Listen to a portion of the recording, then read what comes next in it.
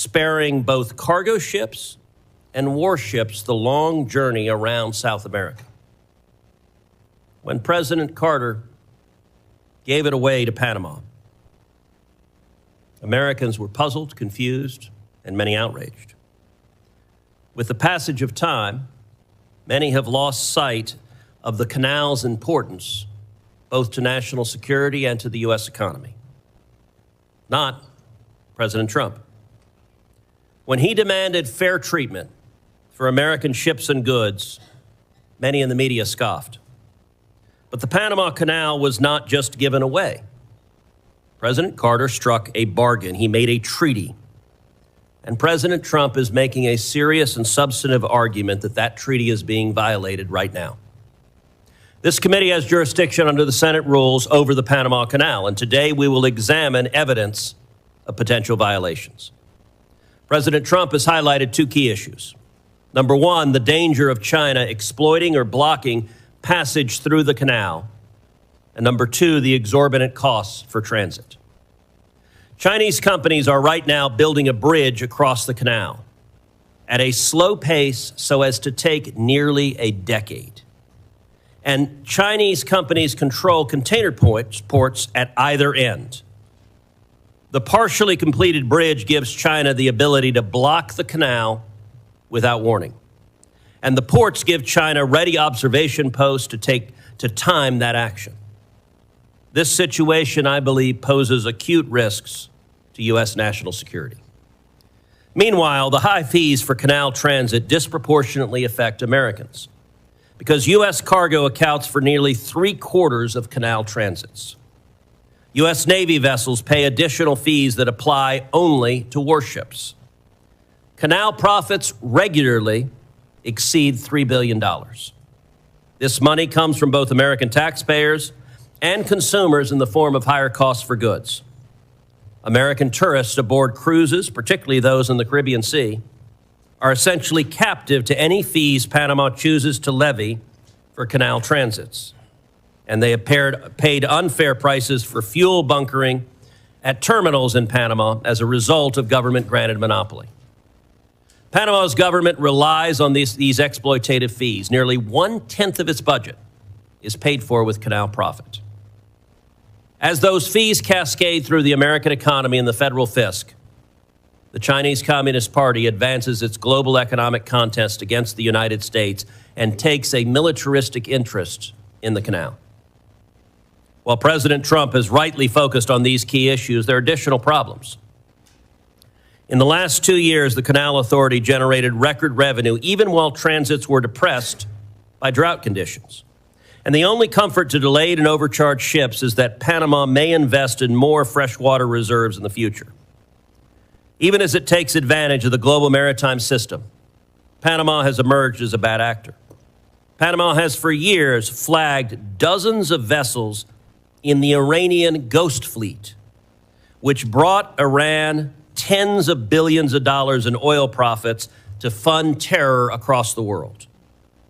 And Chinese companies have won contracts, often without fair competition, as the infamous Belt and Road Initiative has come to Panama. China often engages in debt-trap diplomacy to enable economic and political coercion. In Panama, it also seems to have exploited simple corruption. We have 4 panelists with us today. At Ranking Member Cantwell's request, we also invited the Deputy Administrator of the Panama Canal to appear today. She declined that invitation. I understand this witness claimed her absence was due to a scheduling matter, but I also recognize that defending the Panama Canal Authority is an unenviable task. This committee may be obliged to compel her testimony at a future hearing. It will not escape senators' notice that Professor Kontorovich is appearing virtually today. That will be a very unusual practice before this committee. The professor was ready to fly from Israel to D.C. to appear in person, but he was unable to because too few American carriers have resumed direct flights to Israel. While European airliners are willing to fly to Israel, service to America has been prohibitively long and expensive. Israel is America's closest ally in the Middle East, and U.S. carriers are refusing to fly there. Late last week, Delta Airlines announced it would finally restart direct flights to Tel Aviv in April.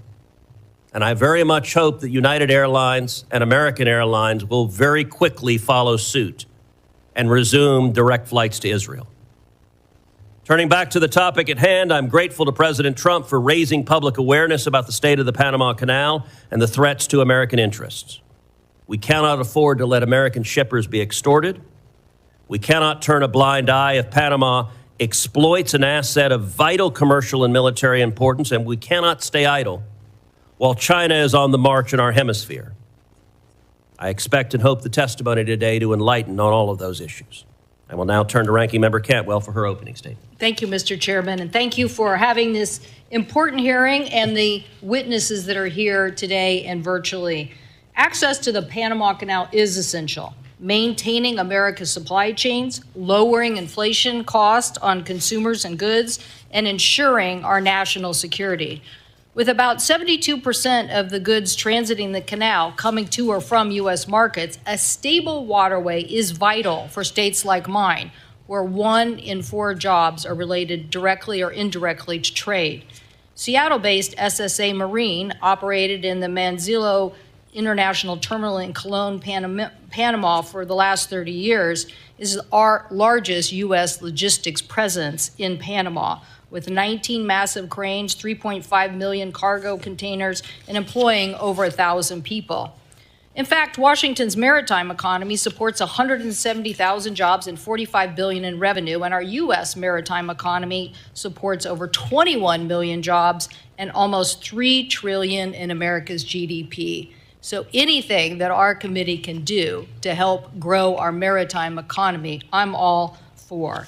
That is why it is so important that the committee not just focus on Panama, but the broader solutions to meet our U.S. maritime opportunities and challenges. This committee passed the Ocean Shipping Reform Act, led by our colleagues, Senator Klobuchar and Senator Thune, to address shipping costs and stop carriers from practices that delayed U.S. cargo or increased costs. This law also gave the FMC, our 2 commissioners that are here today, the ability to do better investigation. So I look forward to hearing about their investigation on the Panama Canal and these cost issues. And many members of this committee have worked on the infrastructure bill to do dock replacements in places like Alaska, rail improvements, pier infrastructure, safety improvements, container yard expansion. And I know that my colleagues who represent these maritime investments need a maritime workforce and continued investment. Many of our colleagues, Mr. Chairman, have great ideas. Senator Kelly and Young from the Senate, Representatives Garamendi and Kelly from the House, and they've been working with maritime stakeholders on these larger bills. But, Mr. Chairman, if this committee doesn't embrace this larger agenda, it's going to get decided in the Finance Committee. So I hope that we can get some of these issues and show that this committee is the committee for maritime jurisdiction. A bill that provides a comprehensive strategy to rebuild America's supply chain supremacy, sea lift capacity that we need to defend our interests in the South China Sea and the Indo-Pacific region, and to revitalize our nation's ports and shipbuilding capacity. A revitalized U.S. maritime strategy would not only be good for our economy, but critical for national security. At the same time, we face cyber threats from our foreign adversaries, and Panama is a perfect example, which brings us to the hearing today. I am concerned about Chinese-owned ports in Panama and their proximity to the canal. I'm also deeply concerned about the installation of Chinese equipment from Huawei and Chinese companies near the canal. This is why this committee successfully worked to get $3 billion in rip and replace at the end of last Congress. So if we're trying to get them out of U.S. ports and areas, we shouldn't certainly allow them in vessels and back doors in places like Panama. Mr. Chairman, I'd like to ask unanimous consent to enter into the record a letter from the 2 most recent U.S. ambassadors to Panama who make the case for continued U.S. investment in infrastructure and cybersecurity. Without objection. These ambassadors, thank you, Mr. Chairman. These ambassadors know better than anyone that America's adversaries have built backdoors into communication technology, software, supply chains, both software and hardware. So whether it's a crane over the port or a bridge, We cannot tolerate Huawei, TikTok, artificial intelligence, or other adversaries using a government backdoor. Mr. Chairman, I'm a very big fan of the 5 biggest technology interests in basic democracies forming a technology NATO. We should be saying to the world, nobody should be buying technology or equipment that has a government backdoor. These are complex issues, and we need solutions. I will be requesting that the Department of Defense provide a classified briefing to all members of our committee about foreign adversary threats to the Panama Canal, including these adjacent areas. I received an initial classified briefing from the U.S. Southern Command and have spoken to former U.S. Southern Command leader, General Laura Richardson, on these issues. I also plan to go as a delegation or by myself to Panama and visit the Panama Canal Authority. I invite other members to do so, hopefully this spring. Any successful strategy also has to not just focus on cybersecurity and cooperation, and we'll ask some of our witnesses here today, but the larger issue is we need to understand what are the shortfalls of the current agreement that doesn't get at this upgraded technology concern. I would hope that Panama would be very cooperative in discussing these cybersecurity investments and what needs to be made. As we all know, the Panama Canal is, as an authority, independent, and the Chinese government don't start the shipping rates, but the authority has been grappling with historic rainfalls, climate change, and the solution, I believe, is for us to work together, as the Army Corps did before, on solutions in making sure that instability in water is not the cause of increase in rates. We need to work on these solutions. But, Mr. Chairman, I also believe that the larger issue here, as you mentioned in your statement about Belt and Road initiatives by the Chinese and their expansion, needs to be met with an aggressive response by the United States. I firmly believe in trade. But again, easy for me to say, or maybe for Texas, when you're coming from a very trade-dependent state. But the issue is we didn't have an ambassador there for 5 years in Panama. For all my colleagues who hold up ambassadors, you should rethink your strategies when you do this, because holding up ambassadors and not dealing with these issues put us behind the 8 ball. Expanding exports to 95% of the world's consumers and roughly 3.5 billion people, I believe, is a good idea. I hope we can have a more aggressive strategy in Latin America. I think the proposals by Senator Cassidy and Bennett, the Americas Act, is also like-minded thing of Latin American countries that we could join together in sort of a U.S., Mexico, Canada free trade agreement. And I also believe that a free trade agreement of the Americas that link modernization of all our FTAs in Latin America and the Caribbean would help, along with an aggressive strategy on saying no government backdoors and making the kind of investments that the Export-Import Bank can do to counter China. So, Mr. Chairman, thank you for organizing this important hearing.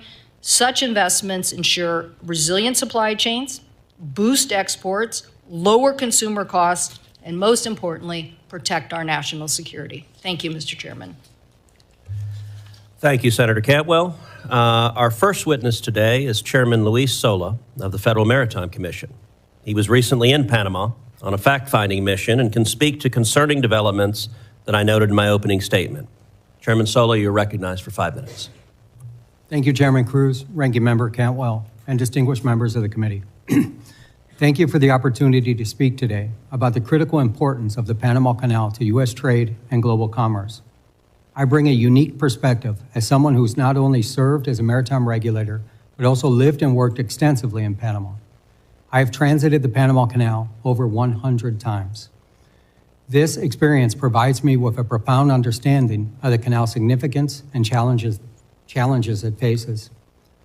Prolonged drought conditions last year forced operational changes, reducing transit slots, restricting vessel types, and auctioning of slots, raising alarm about its resilience. The Panama Canal is managed by the Panama Canal Authority, ACP, an independent agency of the Panamanian government. The ACP is a model of public infrastructure management, and its independence has been key to ensure a safe and reliable transit of vessels critical to the U.S. and global commerce. During my recent visit to Panama, I had the opportunity to meet with leaders of the ACP to better understand their efforts to address the ongoing challenges facing the canal. I saw firsthand their commitment to maintaining the canal's efficiency and resilience. These conversations also highlighted the broader challenges posed by the Panamanian government's maritime policies, which complicate the ACP's mission and raise concerns about corruption and foreign influence. In contrast, the broader maritime sector in Panama, including the nation's ports, water rights, and the world's largest ship registry, falls under the direct purview of the Panamanian government. Unfortunately, this sector has faced persistent challenges, including corruption scandals and foreign influence, particularly from Brazil and China. These issues create friction with the ACP, especially as it works to address long-term challenges, such as securing adequate water supplies for the canal. Although the ACP operates independently under U.S. law, both the ACP and the government of Panama's maritime sector are considered one and the same. This means that any challenges in Panama's maritime sector, including corruption, lack of transparency, or foreign influence, can have a direct or indirect impact on the operations and long-term stability of the canal. This legal perspective highlights the need for vigilance in monitoring both the ACP's management and Panama government's policies affecting maritime operations. Since 2015, Chinese companies have increased their presence and influence throughout Panama. Panama became a member of the Belt and Roads Initiative and ended its diplomatic relations with Taiwan. Chinese companies have been able to pursue billions of dollars in development contracts in Panama, many of which were projects directly on or adjacent to the Panama Canal. Many were no-bid contracts, labor laws were waived, and the Panamanian people are still waiting to see how they've been benefited. It is all more concerning that many of these companies are state-owned, and in some cases, even designated as linked to the People's Liberation Army. We must address the significant growing presence and influence of China throughout the Americas and in Panama specifically. American companies should play a leading role in enhancing the canal's infrastructure. By supporting U.S. firms, we reduce reliance on Chinese contractors and promote fair competition. Additionally, confirming a U.S. ambassador in Panama is critical to advancing our national and economic interests. The FMC will continue to monitor the canal's pricing practices and consider broad reviews of Panama's maritime sector.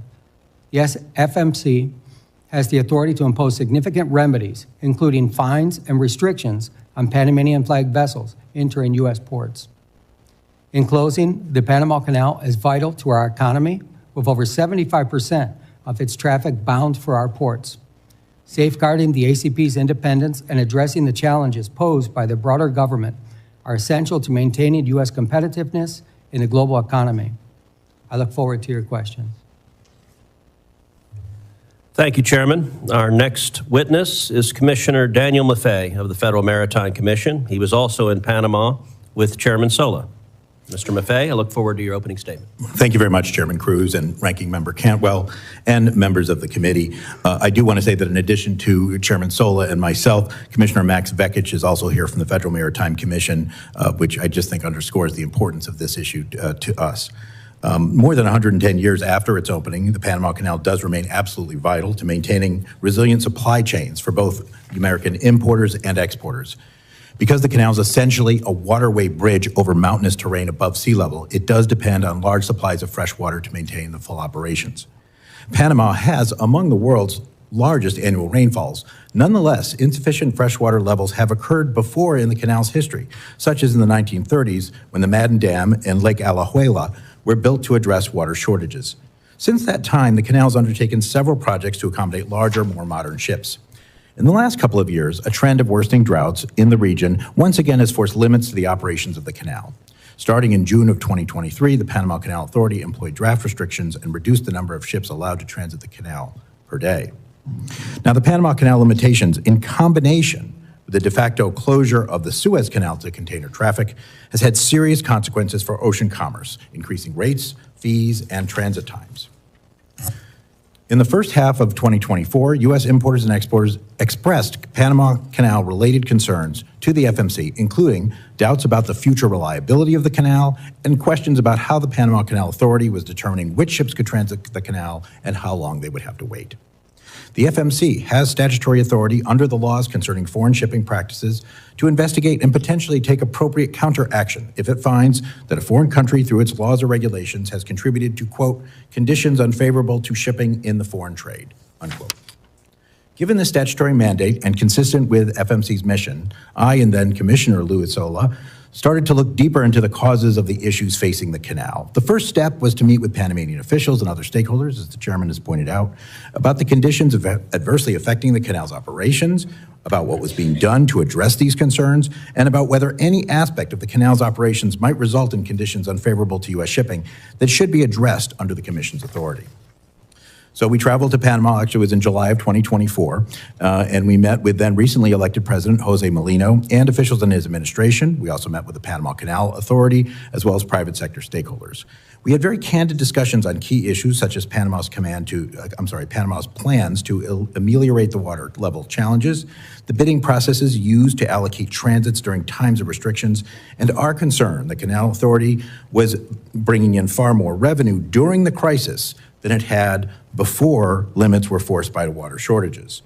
Both the government of Panama and the Canal Authority did answer our questions very substantively. The Canal Authority informed us they were already making changes to that allocation system. Now, fortunately, Panama's 2024 rainy season has for now alleviated the most acute water supply issues at the canal, and normal transit volumes have been restored. That said, while the Panamanian government and Canal Authority have, with the advice of the U.S. Army Corps of Engineers, developed credible plans to mitigate future water shortages, they also warned that it is likely that at least one more period of reduced transits will occur before these plans can be fully implemented.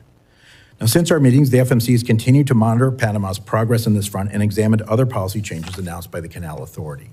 I do have continuing concerns, particularly about the auction-like slot allocation procedures, not so much as they are applied right now because transits are not being rationed, but when another low rainfall period occurs. As we learn more about Panama and the Canal Authority, how they would handle another drought and receive more input from American importers and exporters, the Commission does remain positioned to take appropriate action if warranted. How the Panama Canal's operations affect American commerce was a high priority for the FMC under my chairmanship. It remains a high priority at the Federal Maritime Commission under Commissioner Sola's chairmanship, and I am extremely pleased that it is a priority for this committee as well. Thank you. Thank you, Commissioner. Our next witness is law professor Eugene Kontorovich, who can explain Panama's treaty obligations and the remedies the U.S. might seek for potential violations. Professor Kontorovich is appearing virtually, and Professor, you're recognized for your opening statement. Chairman Cruz, Ranking Member Cantwell, honorable members of the committee, I appreciate and regret the opportunity to testify before you remotely. I've been asked to discuss possible violations of the treaty concerning the permanent neutrality and operation of the Panama Canal entered into between the two countries in 1977.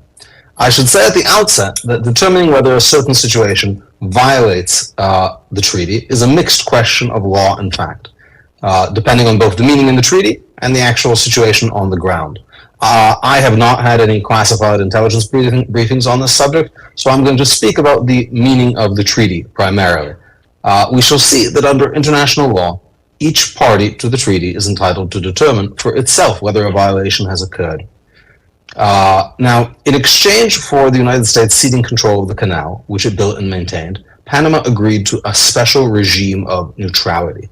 The essential features of this regime of neutrality is that the canal must be open to all nations for transit, that's Article 2, equitable tolls and fees, Article 3, an exclusive Panamanian operation, Article 5, the prohibition of any foreign military presence, Article 5.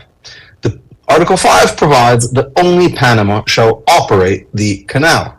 Testifying about the meaning of the treaty at the Senate ratification hearings, the Carter administration emphasized that this prohibits foreign operation of the canal as well as the garrisoning of foreign troops. Now, Article 5 appears to be primarily concerned about control by foreign sovereigns. If Panama signed a treaty with the People's Republic of China, whereby the latter would operate the canal on Panama's behalf, this would be a clear violation. But what if Panama contracted for port operations with a Chinese state firm, or even a private firm influenced or controlled in part by the Chinese government. The Suez Canal Company was itself, before being nationalized, a private firm in which the United Kingdom was only a controlling shareholder. Yet this was understood to represent British control over the canal. In other words, a company need not be owned by the government to be in part controlled by the government. So the real question is the degree of de jure or de facto control over a foreign sovereign company, and scenarios range from government companies in an authoritarian regime, completely controlled, to purely private firms in an open society like the United States, but there's many possible situations in the middle. The treaty is silent on the question of how much control is too much, and as we'll see, this is one of the many questions committed to the judgment and discretion of each party. Now, turning to foreign security forces, the presence of third country troops would manifestly violate Article 5, but this does not mean that anything short of a People's Liberation Army base flying a red flag is permissible. The presence of foreign security forces could violate the regime of neutrality, even if they're not represented in organized and open military formations. Modern warfare has seen belligerent powers seek to evade international legal limitations by disguising their actions in civilian garb. From Russia's notorious little green men to Hamas terrorists hiding in hospitals or disguised as journalists, bad actors seek to exploit the fact that international treaties focus on sovereign actors. Many of China's man-made islands in the South China Sea began as civilian projects before being suddenly militarized. Indeed, this issue was discussed in the Senate ratification hearings over the treaty. Dean Rusk said informal forces would be prohibited under the treaty. Thus, the ostensible civilian character of the Chinese presence around the canal does not in itself mean that it could not represent a violation of the treaty if, for example, these companies and their employees involved Chinese covert agents or other agents of the Chinese security forces. So this leads us to the final question: who determines whether neutrality is being threatened or compromised? Unlike many other treaties that provide for third-party dispute resolution, the neutrality treaty has no such provision. Instead, the treaty makes clear that each party determines for itself the existence of a violation. Article 4 provides that each party is separately authorized to maintain the regime of neutrality, making it a separate obligation of each party. The Senate's understanding made accompanying to ratification also make clear that Article 5 allows each party to take, quote, unilateral action. Senator Jacob Javits, at the markup hearing, said that while the word unilateral is abrasive, we can, quote, decide that the regime of neutrality is being threatened and then act with whatever means are necessary to keep the canal neutral unilaterally. I look forward to your questions. Thank you, Professor. Our final witness, World Shipping Council CEO Joseph Kramick, can discuss the challenges faced by container lines moving goods to or from America through the Panama Canal. Mr. Kramick, you're recognized for your opening statement. Thank you, Chairman Cruz, Ranking Member Cantwell, and members of the committee. My name is Joe Kramick. I'm President and CEO of the World Shipping Council. The World Shipping Council is the global voice of liner shipping. Our membership consists of 90% of the world's liner shipping tonnage, which are container vessels and vehicle carriers. They operate on fixed schedules to provide our customers with regular service to ship their goods in ports throughout the world. Our focus is on sustainable, safe, and secure international ocean transportation. Nothing could be more important to the U.S. economy and WSC member lines who carry the trade that supports the U.S. economy than a sustainable, safe, and secure Panama Canal. As you have heard, using the Panama Canal to transit between the Atlantic and Pacific saves significant time and money. A typical voyage from Asia to the U.S. or East Coast can be made in under 30 days using the canal, while the same journey can take up to 40 days if carriers must take alternate routes. From a commercial trade perspective, the big picture is this.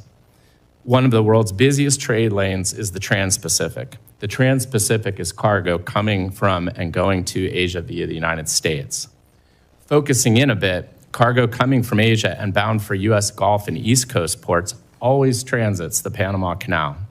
Similarly, cargo being exported from U.S. and East Coast ports, a large share of which are U.S. agricultural exports like soybeans, corn, cotton, livestock, and dairy also almost always transits the Panama Canal.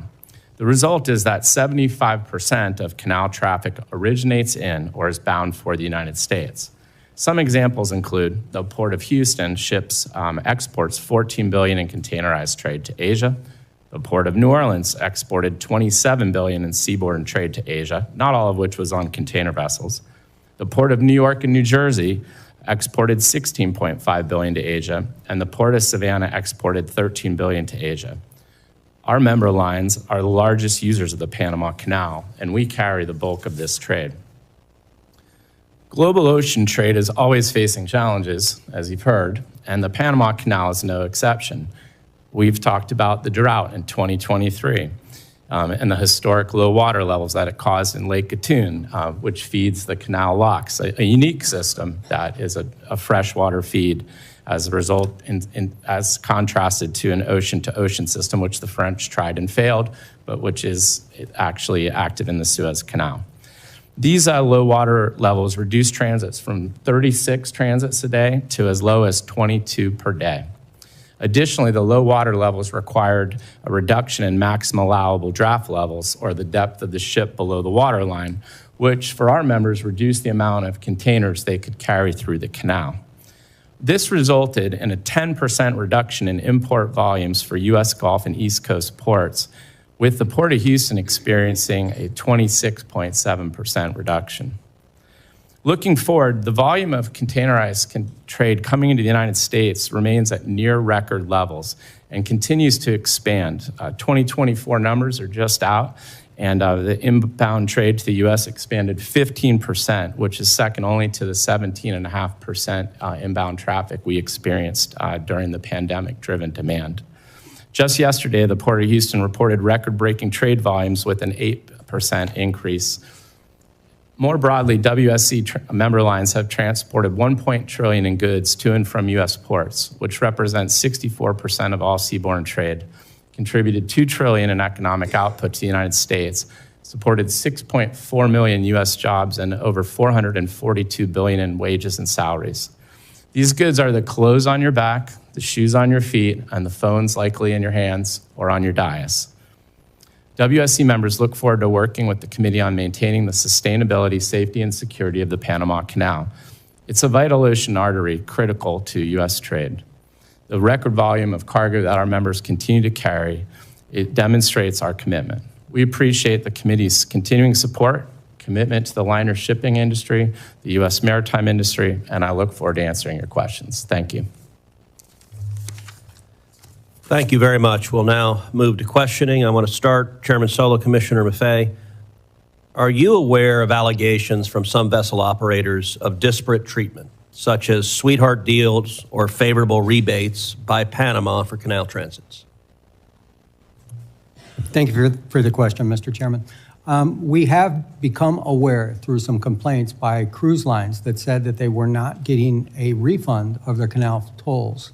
When we looked into this, we found a Panamanian Executive Order, Decree 73, that specifically says that if a cruise line would stop at a certain port, that they could be refunded 100% of the fees. And as far as I know, that's the only instance where that exists. Yep, we continue to look into it, but the cruise ships is the one area where we have found something that would fit that bill, I think, Chairman. Some press coverage says the Panama Canal is nominally independent, even though it provides a large share of the Panamanian government's revenue. Chairman Sola, briefly, can you describe how the FMC views the Canal Authority and the Panamanian government? Are they distinct entities or a single foreign government apparatus that controls the Panama Canal? Mr. Chairman, our law is clear. It comes from the Merchant Marine Act of 1920 that there's only one entity. And in addition to that, our predecessor at the Federal Maritime Commission was the U.S. Shipping Board, was formed in 1916 in direct result of the Panama Canal. The very first chairman of that was George Washington Goethals, which was the very first administrator of the canal. So we look at it as one entity. Yeah, I might just add, Mr. Chairman. Sure. It's sort of like the Georgia Ports Authority and the state of Georgia. The Georgia Ports Authority is clearly independent. It can do its own bonds. It's got independent governance. But ultimately, Georgia is responsible for it. state of Georgia. Right. So Panama was the very first Latin American country to join China's Belt and Road Initiative. And right now, China is building a fourth bridge across the Panama Canal for car traffic and light rail. Chairman Sola, why should Chinese construction of a bridge near Panama City concern the United States? Mr. Chairman, we all saw the tragedy that happened here in the Francis Scott Key Bridge incident and the devastation that had happened to Baltimore. We also saw recently what happened in the Suez Canal, where we had a ship get stuck in there. It's not only the construction of the bridge, but it's a removal of a bridge, as I understand it, called the Bridge of the Americas. It was built in 1961, and that would paralyze cargo traffic in and out of the canal. Panama also recently renewed the concessions for 2 container ports to a Chinese company, Hutchison Ports PPC. Of course, Chinese companies are controlled by the Communist Party. How does China use control of those ports for economic gain? Mr. Chairman, I am a regulator, a competition regulator, and the Chinese ports that you're referring to, let me put them into scope. The one on the Pacific, the Port of Balboa, is roughly the same size as the Port of Houston.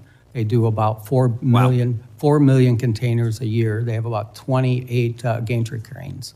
The one on the Atlantic is the same as my hometown of Miami. They do about 1 million containers. So where Roger Gunther in the Port of Houston generates about $1 billion a year, and Heidi Webb in Miami does about 200 million, the Panama Ports Company paid zero for 20 years on that concession. So it's really hard to compete against zero. So I think that's our concern, our economic concern that we would have. Commissioner Maffei, anything to add on that? Yeah, I mean, I do too also think it is important. I would point out that you don't have to stop at either port. It's not like these 2 ports control the entrance to the canal. That is the Canal Authority that does control that. However, I think it's of concern. I would also point out that the Panamanian government thinks it's of concern too, because they're conducting their own audit of those particular deals. But we remain very interested as well. So, Professor Kontorovich, I want to turn to the treaty. So President Trump has made important arguments. Both the Chinese control over canal infrastructure and exorbitant fees charged for canal transits are violations of the Neutrality Treaty. I want to highlight 3 specific provisions that you mentioned in your opening statement. Article 4 of the Neutrality Treaty requires both the United States and Panama to establish and maintain, quote, a regime of neutrality. Article 5 limits any foreign control by providing, quote, only the Republic of Panama shall operate the canal and maintain military forces, defense sites, and military installations within its national territory. And finally, Article 3(1)(c) requires that, quote, tolls and other charges be just, reasonable, equitable, and consistent with the principles of international law. In your opinion, as an expert in international law, could the facts discussed here be considered violations of the Neutrality Treaty in force right now between the United States and Panama? So I think, Senator, I think potentially they could, but it's impossible to say definitively without knowing more, in particular about the degree of Chinese control and involvement in these companies. I think it's important to note that these port operation companies that operate the ports on both sides, when they received their first contract, it was just a few months before Hong Kong was handed over to China. In other words, they received them as British companies, sort of very oddly, just a few months before the handover. Now, of course, since then, Hong Kong has been incorporated into China, has been placed under a special national security regime, and the independence of those companies has been greatly abridged. To say nothing of state-owned companies involved elsewhere in the canal area, which raise significantly greater questions. Additionally, I should point out that the understandings between President Carter and Panamanian leader Herrera, which were attached to the treaty and form part of the treaty, provide that the United States can, quote, defend the canal against any threat to the regime of neutrality. And I understand that as providing some degree of preemptive authority to intervene. One need not wait until the canal is actually closed by some act of sabotage or aggression, which, as we heard from the testimony, would be devastating to the United States. But there is some incipient ability to address potential violations. And your final point there leads to my last question, which is if the United States determines that Panama is in violation of the treaty, what is the range of remedies the United States would have for that treaty violation?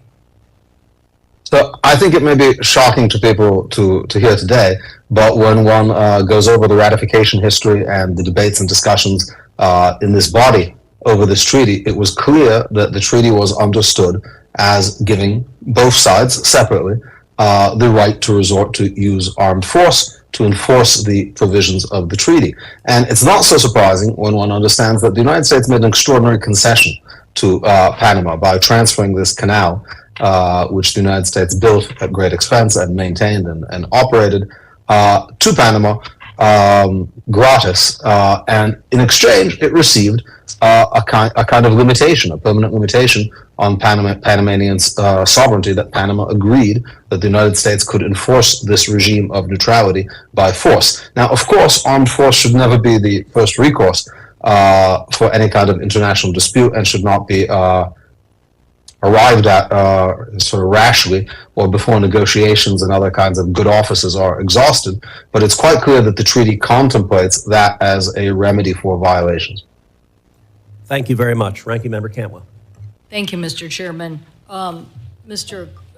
Kramek, I think costs are critical. When you think about it, we're here discussing costs. Why? Because consumers pay more when shipping costs are higher. Whether our farmers who are trying to export their products, as we saw during COVID, are literally our products getting left on the docks, and importers are paying more if shipping costs are too high. So when we look at these incidents that we now see in our supply chain, and we had our own incident in Seattle where a container ship lost power and was careening towards our big Ferris wheel in the downtown, right next to our ferry terminal. Luckily, some passenger ferry vessels were able to push the tug from, out of the direct path of severe devastation. So now we mentioned Suez Canal, we mentioned Baltimore, we have our own Seattle experience. What do we need to do to make sure on the cost side that we aren't, that we're making the right investments from a security level to make sure that these kinds of incidents that can do great harm do not happen? And Commissioner Sola, since you were at U.S. Southern Command, what do you think we need to do to renegotiate or to have a conversation with the Panamanians about the security level that we think needs to exist in Panama with this close proximity? And Mr. Maffei, will the audit lead to a discussion with Panama about those contracts? As I've said in my opening statement, I believe we should be very aggressive about U.S. involvement here and in Latin America. I think Panama represents one of the biggest U.S. supporters in that region, but we should engage to get this right, both on the cost side and on the security side. So if I could just hear your comments on each of those. Thank you, Senator Cantwell. Well, certainly even one incident is unacceptable from a safety perspective that you're citing. Our members work tremendously hard with the International Maritime Organization, the U.S. Coast Guard, and other entities to try to have the safest operations possible. But accidents do occur. They are rare if you count the number of some 7,000 port visits a year. But again, one is unacceptable. So continued investment, obviously, in U.S. infrastructure and a review. I mean, we have a lot of old infrastructure, as the tragic incident in Baltimore illustrated, unfortunately. We have these bridges that need a hard look to whether or not they need additional fendering systems and the like. And investments in our ports and infrastructure can be helpful along those lines as well. And for our members, I can assure you that they continue to invest in the latest technology. We have over 600 new ships on order with some of the latest technology in the world. So we're playing our role. And I want the U.S. to get a big portion of that. That's why we need to reinvigorate. Commissioner Sola, what about just a new U.S. Southern Command, U.S. government conversation with the canal authorities and the government about the security level that we seek? Thank you very much, Senator. First of all, the airborne wing that I'm wearing today is decorative. I have not worn a uniform in 35 years, so this is my personal experience here. I believe that the security of the canal has always been understood to be provided by the United States. Panama does not have a military. And I always believe that there's been a close relationship with Southern Command that we would provide that. And it would be nice to see if that we had a formalization of that in one way or another, because I don't believe that it's in the treaty at all. Okay, so formalization of maybe a cybersecurity agreement. See, I'm thinking you have accidents and then you have larger cybersecurity issues that you just have to be on top of. And what I don't like about anybody that has a back door is I'm for the United States advocating, don't buy from people who have a government backdoor. Don't do it, because what are you going to do? At some point in time, you're going to regret that. Commissioner Maffei, what about this audit, and could we push Panama on these issues of looking at closer U.S.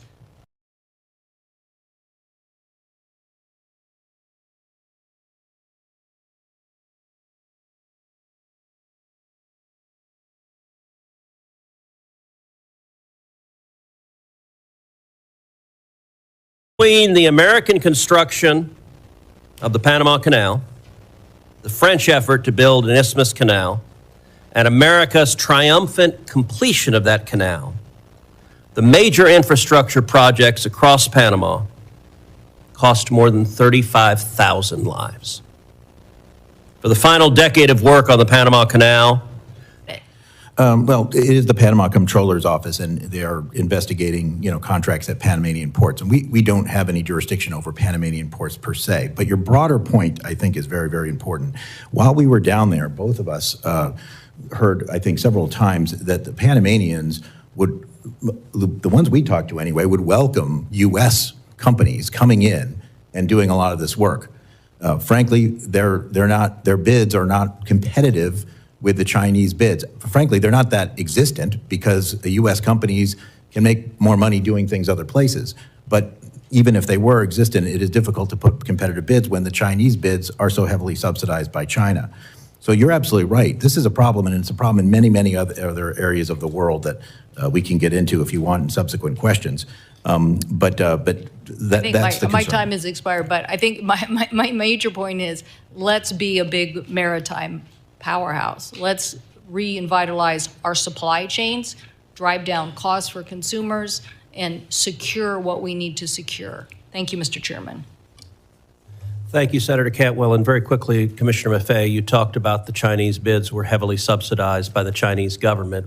What would China's incentive be to heavily subsidize those bids to undercut American companies and other companies? Yeah, it's not a real short answer, but Senator, China has made no secret of its ambitious policies to gain influence at ports throughout the globe. It's invested in 129 ports in dozens of countries. It runs a majority of 17 ports. That does not include this Hong Kong company, right? So that's just direct Chinese-owned ports. So it has been a part of their Belt and Road strategy, whatever you want to call it, the Maritime Silk Road for decades. So they believe that this influence, this investment in owning maritime ports is important to their economy. Senator Fisher. It's important to ours, too.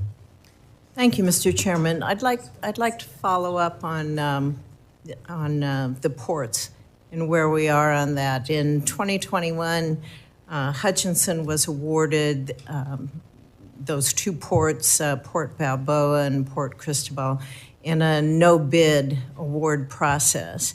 Can you tell me, does the United States have any authority or recourse with the Panama Canal Authority under our current agreement with Panama to rebid those terminal concession contracts? And perhaps, Mr. Kontorovich, that's more in your purview. Senator. Yeah, so,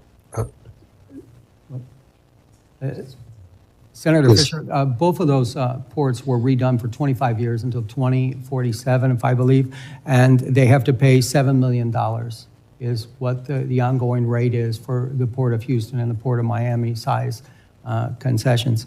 And it can't be rebid until after that date? Well, I believe that's what the comptroller's office is auditing, both of those ports and that contract. And that was done under the previous Panamanian administration. A new administration came in and they called for an audit of that contract immediately. Mr. McVeigh, but you were talking about how to perhaps incentivize companies from the United States to be able to participate in a bid process that doesn't seem to be reasonable.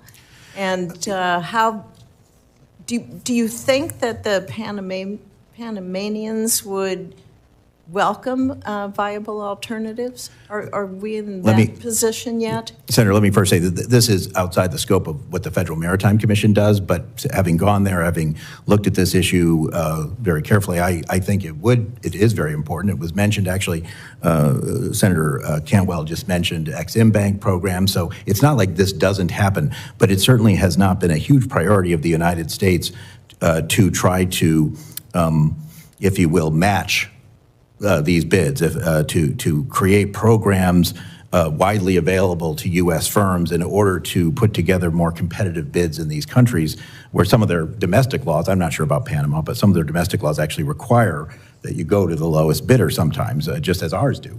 So, yeah, I think if you're looking for places to do U.S. policy to counter this, I think you definitely want to look at whether the United States should be, for strategic and economic reasons, investing in infrastructure in important maritime locations all over the world. China certainly has done that, and they've been doing it for 20 years, and it is a cow that has long left the barn.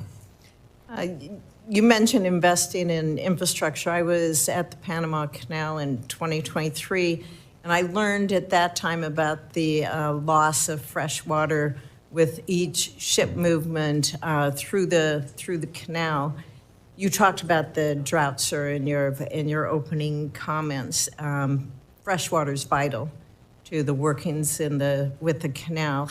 How effective do you think investments in increasing that freshwater storage are? Are they happening? Are they viable? You touched on it briefly in your opening comments, but how do we see those investments happening so that we can have operational stability? Yeah, it's a good question, a bit out of my purview, but I will say that there's several investments. There is water reclamation, pumping water up, et cetera.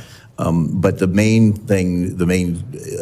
plan that the U.S. Army Corps of Engineers has helped the Panamanian Authority develop involves another basic expansion of bringing in even more water at an elevation that you could then use to continue the canal. Now, there's a lot of issues with implementing that, not the least of which being indigenous people in those areas. Not a huge number, but certainly towns and things, and negotiating that and all sorts of other issues, just as if it was in the United States, there would be issues. But it is viable. You can, in that part of the world, you can make more fresh water available to make the canal not have to be limited. However, it takes time, and there will at least be one more incidence of severe limitations before that occurs, unless we get really, really lucky.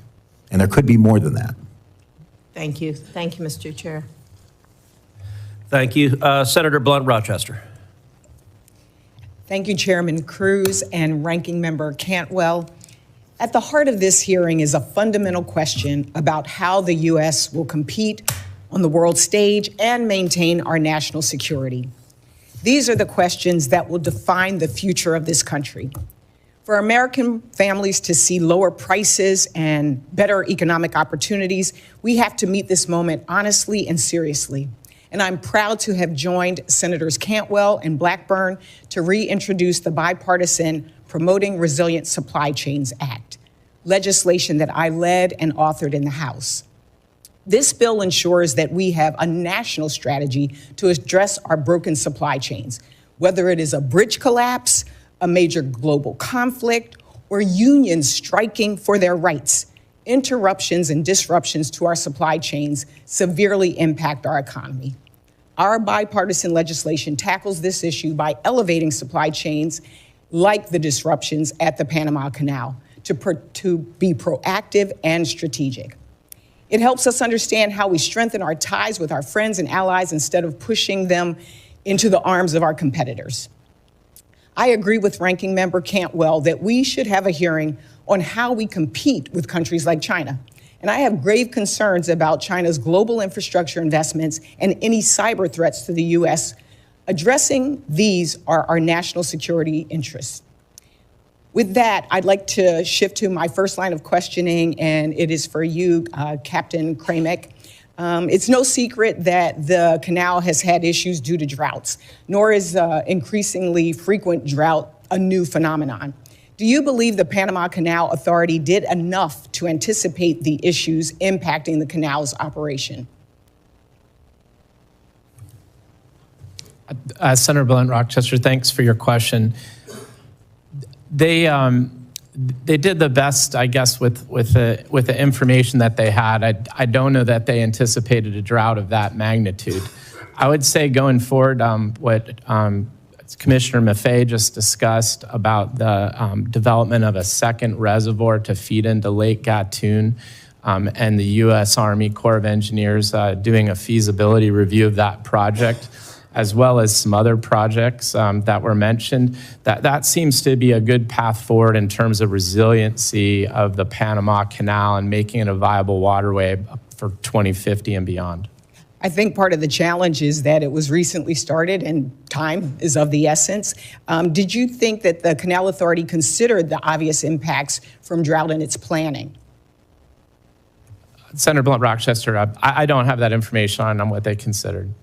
It is clear that the Canal Authority knew that this would have an impact on shipping, and that enough hadn't been done to address it. Now that we're faced with this impact, what do you think the Canal Authority needs to do expeditiously to bring the canal back into full authority, full operation? So they are back to full operation, is my understanding. Traffic is flowing well. But looking forward, I think it is taking a hard look at some of these infrastructure projects to make the canal more viable, like I mentioned.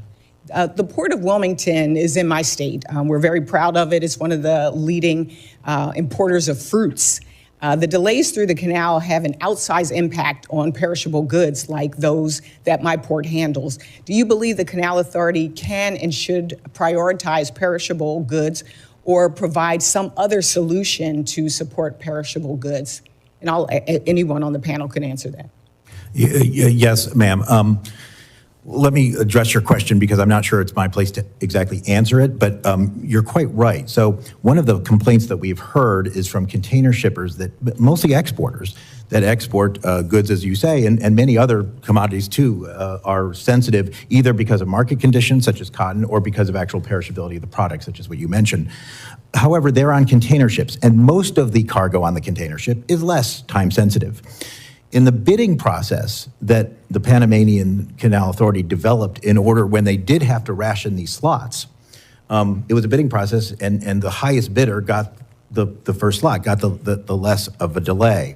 The challenge there is every kind of commodity, every kind of ship was bidding. So liquid natural gas, which is extraordinarily, all the cargo on that ship is both extraordinarily valuable, not that your agricultural commodities aren't valuable, but compared pound for pound to the LNG, and very, very, I mean, it's out, you know, you're losing volume every delay. So they would far outbid the container shippers.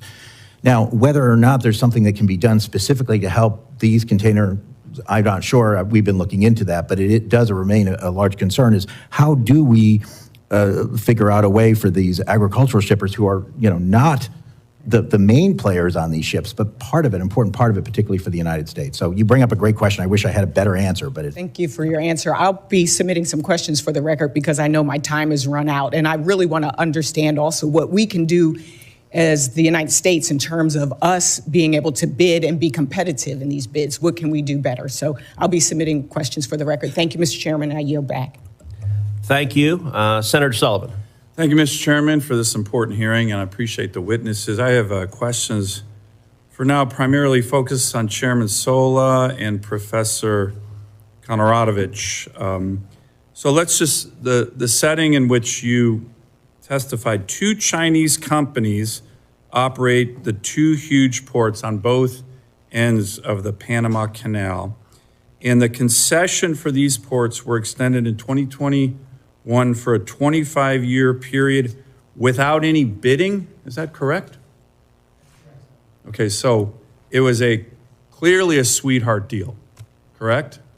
According to the press releases, the company paid back taxes of $150 million. And the Panama Deputy Attorney General has now objected to that. That's my understanding. Is that correct? The comptroller of the country has asked for an audit of. But someone objected to it when it was going on. A lot of people objected to it.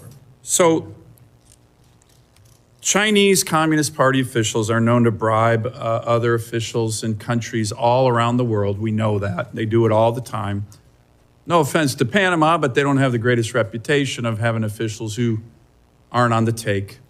So is there any evidence that the Chinese bribed people for this great concession? And if so, Professor, would that be a violation of the treaty? Let's assume we find evidence that Chinese Communist Party officials bribed Panama officials for this sweetheart deal. Would that be and I think it's probably likely because the Chinese do this everywhere. Would that be a violation of this treaty? So in itself, that would not be a violation.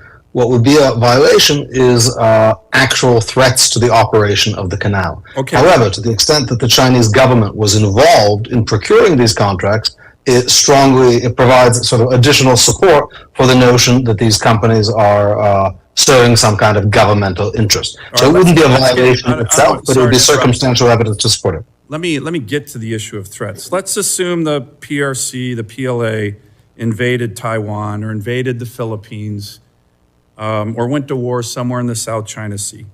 And we were surging our Navy to the Indo-Pacific through the Panama Canal. Are the companies now on controlling both sides of the Panama Canal, the Chinese companies, subject to the PRC's national security laws that mandate cooperation with the military, with state intelligence agencies? Does anyone know that? Professor, they're subject all the time.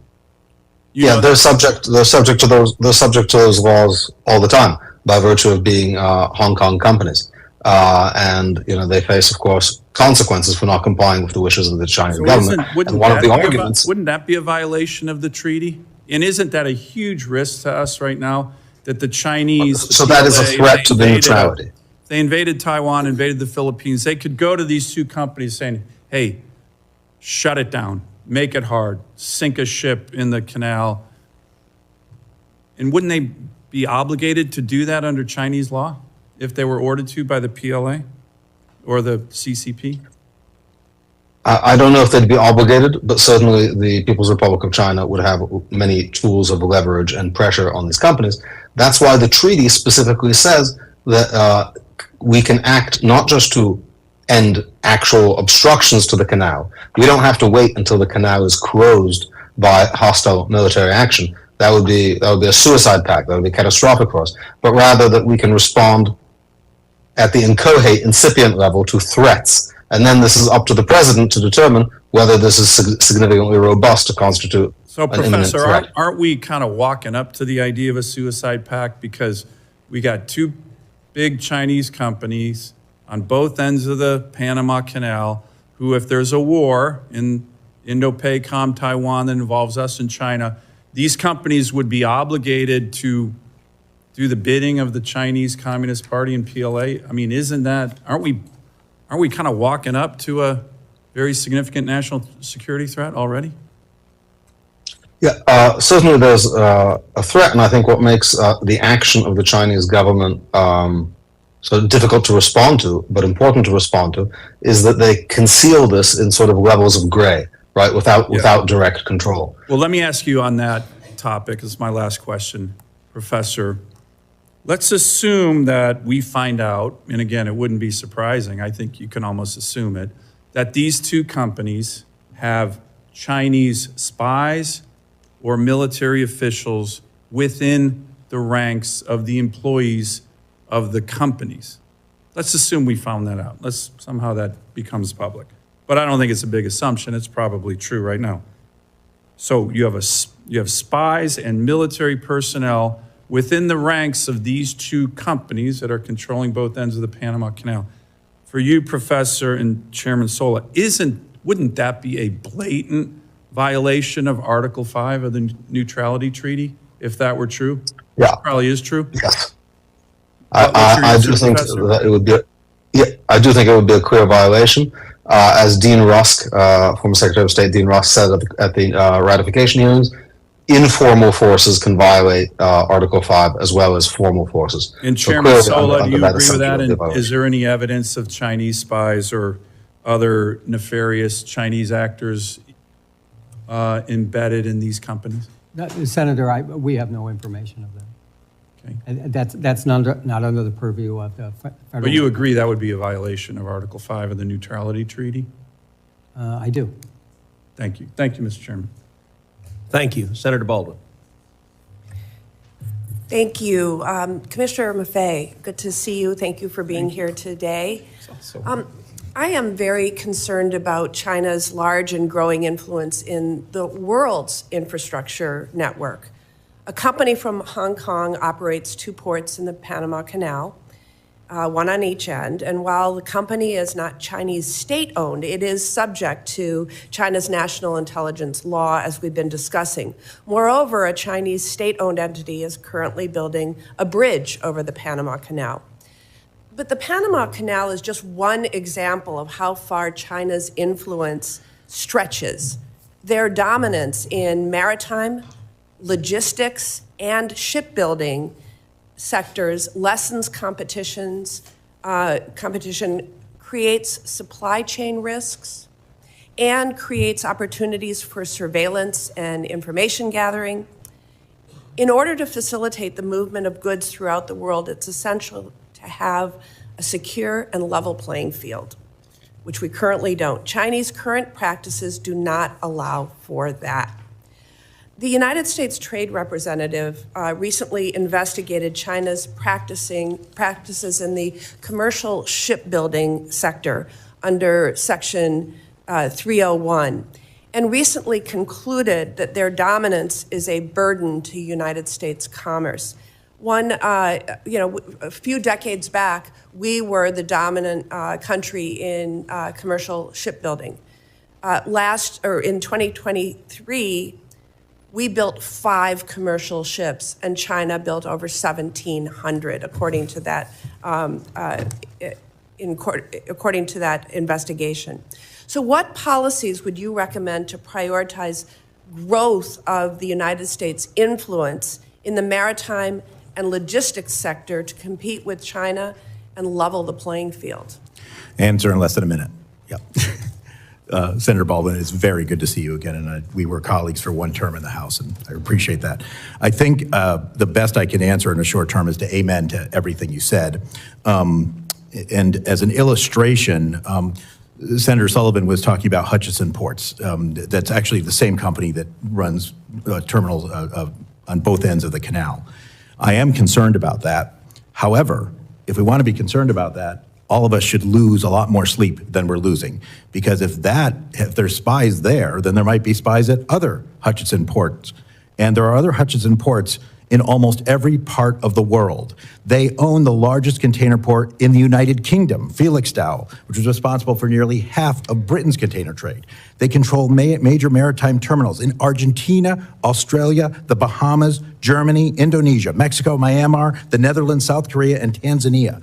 If owning and managing adjacent ports means that China somehow has operational control or strategic control over the Panama Canal, they also have it over the Suez, the Singapore Straits, the Mediterranean Sea, and the English Channel. That's just one aspect of what you were talking about. That doesn't include the shipbuilding, heavily subsidized, such that now I believe over half of new ships that are in the companies that belong to the World Shipping Council are coming from China, not because these are bad companies, but because they're undercutting other things. It's a problem that has been going on for 20 years, which makes it very difficult to answer your question. It is a long answer. This is not a problem that occurred last week. This is not something that President Trump identified. This was going on all of President Biden's term, but all of President Trump's first term. It has been going on for decades and decades through both U.S. Republicans and Democrats as president. The only thing I can say is I echo what Ranking Member Cantwell said, and I think others of both parties have echoed it, that we need some sort of overall maritime strategy. We have to acknowledge that this is part of our national security, that economic resilience is extraordinarily important, and I believe this is the greatest country in the world. I think if we start countering some of these efforts, we can do it, but it has to become a national priority. And part of the challenge is we're talking about outside the borders of our U.S. Investing outside the borders of our U.S. does not make a very good campaign ad, but it may be necessary to secure, particularly with such an aggressive and, frankly, on this open strategy that China has had. Thank you for that answer. I know my time is now short. I will allow Professor Kantorovich to answer this for the record. But Professor, I'd like to ask for your help in finding productive actions we can take to overcome some of the challenges that are being discussed today. I'm confident that we can find bipartisan solutions to pursue. It is my view that we should strengthen our relationship with Panama through mutually beneficial actions. For one, we should have a fully staffed embassy. The United States went without an ambassador to Panama from 2018 to 2022, largely due to partisan gridlock in the Senate confirmation process. So what additional strategies would you suggest the U.S. pursue to encourage Panama to enhance its security relationship with us, the United States of America, rather than China? And how can we leverage the strength of the American private sector to encourage more investment in the important infrastructure projects where China currently has a strong presence, in fact, dominance? Thank you. So my understanding of the Chinese advantage is that to the extent that they're willing to use their government wealth to consistently underbid contracts, they have an advantage that can't be beat.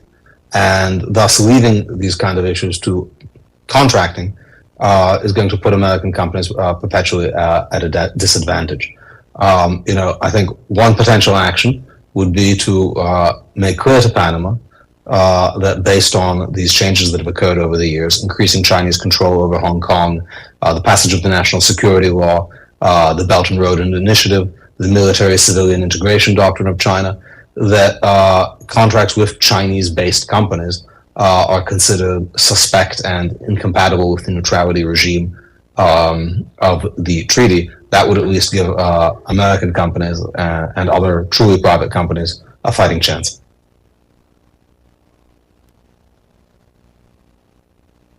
Thank you. Senator Blackburn. Thank you, Mr. Chairman. Yes or no, quickly for the three of you, just for the record, is the China investment into the Panama Canal a direct threat to U.S. national security? Yes or no? Mr. Sola, start with you down the panel. Thank you. I don't have that information as an industry trade association senator. Okay. All right.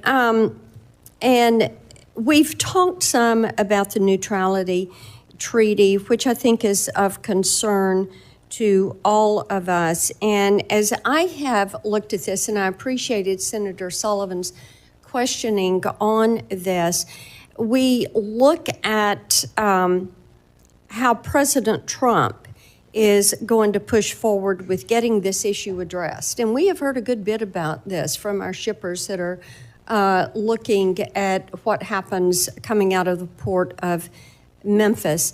And I think that the government of Colombia learned a lesson last week that we are not going to go soft on some of these issues. And when you look at the fact that the U.S. is a primary user, it is the primary user of the Panama Canal. And we are also Panama's largest provider of direct foreign investment. I think those two things should be significant. Our foreign investment into Panama is $3.8 billion. In Panama, be contingent on their adherence to that neutrality committee ensuring that Panama and Panama alone would control that canal? So certainly that is an action we can take to enforce the treaty and to enforce our understanding of the treaty. That's an action we can take even without the treaty. Right. So to the extent that the United States considers the Chinese operation of facilities around the canal to be against its interests, it can certainly condition aid and economic relationships on the exclusion of China. Now, the United States has typically not worked that way. And that may be one of the reasons why, as we heard in the testimony, China has basically made inroads everywhere. But for that, we don't even need the treaty. Certainly, if we consider the treaty to be violated, measures like that, far short of the armed force authorized by the treaty, would be reasonable and Professor, productive let me places to start. interrupt you there because I do want to move on.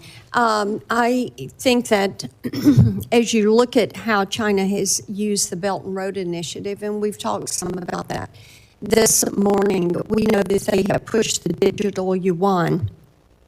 And I am concerned that given their control over much of that infrastructure around the canal, that they would attempt to force U.S.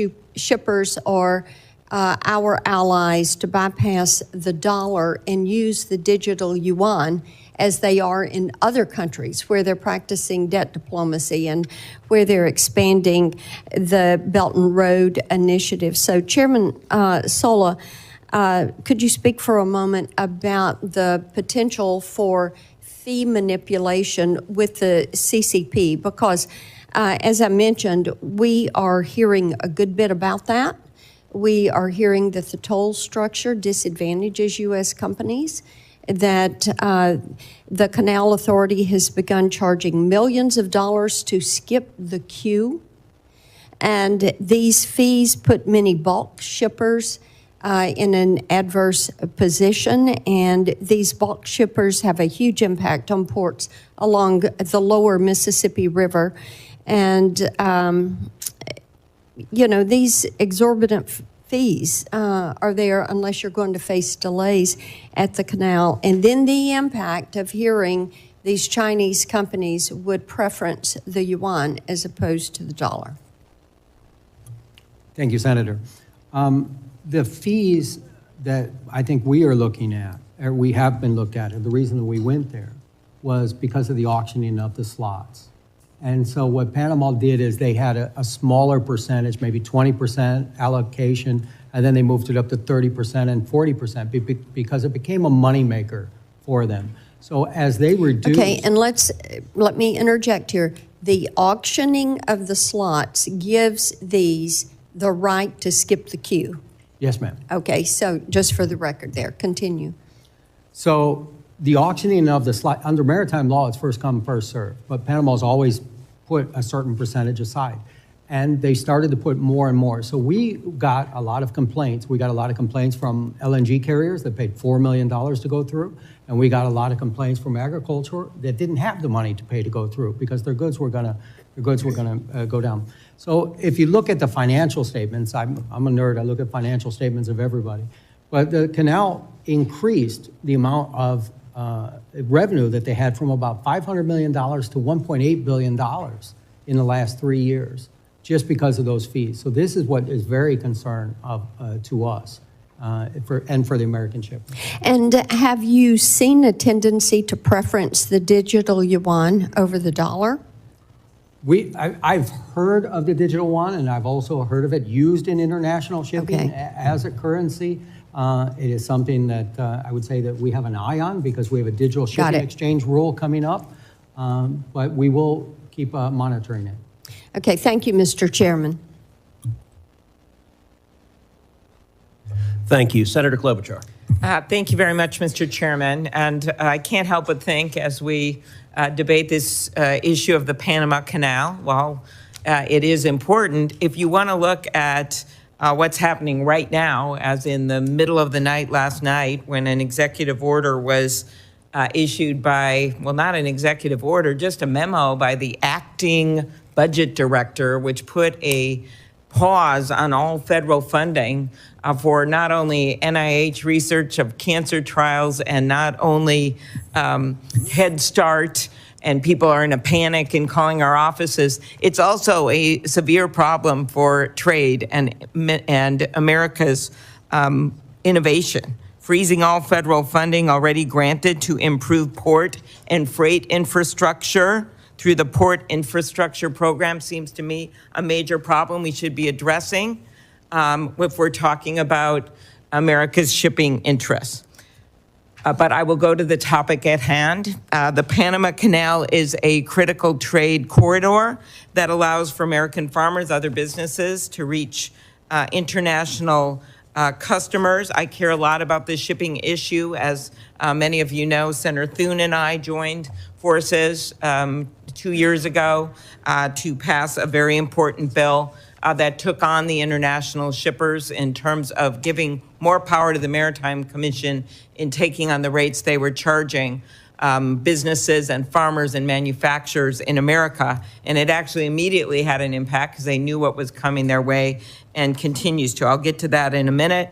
But I do want to raise with you, Commissioner Maffei, do you know of any instances where the United States has been singled out or treated unfairly under the neutrality treaty in the operation of the canal? I do not. I would add that one of the reasons why saying the U.S. is disproportionately affected by raises in canal fees and other kinds of fees at the canal is because the United States disproportionately utilizes the canal. Right, and that's something that would affect the total number of fees, and we know it is a critical trade corridor, and want to continue to use that corridor and be treated in a fair way.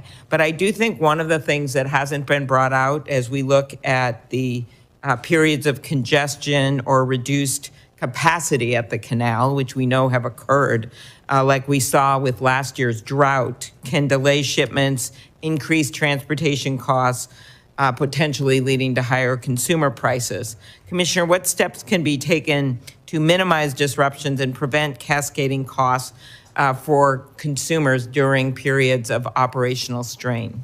At the Panama Canal? Yes. I mean, the main thing is that, you know, companies, importers and exporters need to make sure that they have very resilient supply chains. Depending on any one sea lane is awfully risky in this very, very difficult to predict world. It's one of the reasons why the Panama Canal is so important. In fact, it may be a bigger reason than a particular transit or line transit is the fact that it is there in case something goes wrong on the other end of the world, say, for instance, the Suez Canal, right? And it's that lack of redundancy right now that has been a big problem. And frankly, one of the reasons why shipping costs have gone up, because if you have to go all the way around Africa or go all the way around the Americas, you are taking fewer ships. So thank you, Mr. Kromick. In your testimony, you described how drought reduced imports at U.S. ports. Do these reductions affect prices for American consumers, or could they? Yes. Okay, thank you. I love that short answer.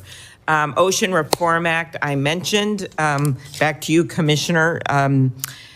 Has that law improved the ability of shippers to have unreasonable charges waived or refunded by ocean carriers? As we know, this has been a major problem for our carriers, which can translate into prices.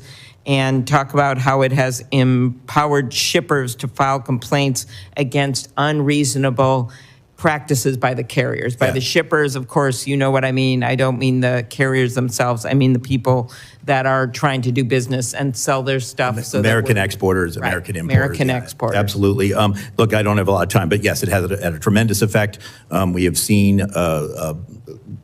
instances of waiving or forgiving detention demurrage fees or even refunding go way up. We've seen settlements go up with the major carriers. We've seen a lot more cases filed, so many, in fact, that we've had used to have one administrative law judge, now we have 3, and they still have too many cases. So a huge impact. Mm-hmm. And are you concerned, I'll just end where I started, are you concerned about freezing funding that has already been granted for port and infrastructure improvement right now, given what we're trying to do with American ports so we can make stuff here and ship it instead of having it all come to us? I mean, that's a complicated question. I'll just say at the Federal Maritime Commission, we try to do an awful lot with less. As the New York Times reporter has pointed out, we are funded at approximately our entire annual budget, about 1 hour of the container ship industry's profits during the COVID pandemic.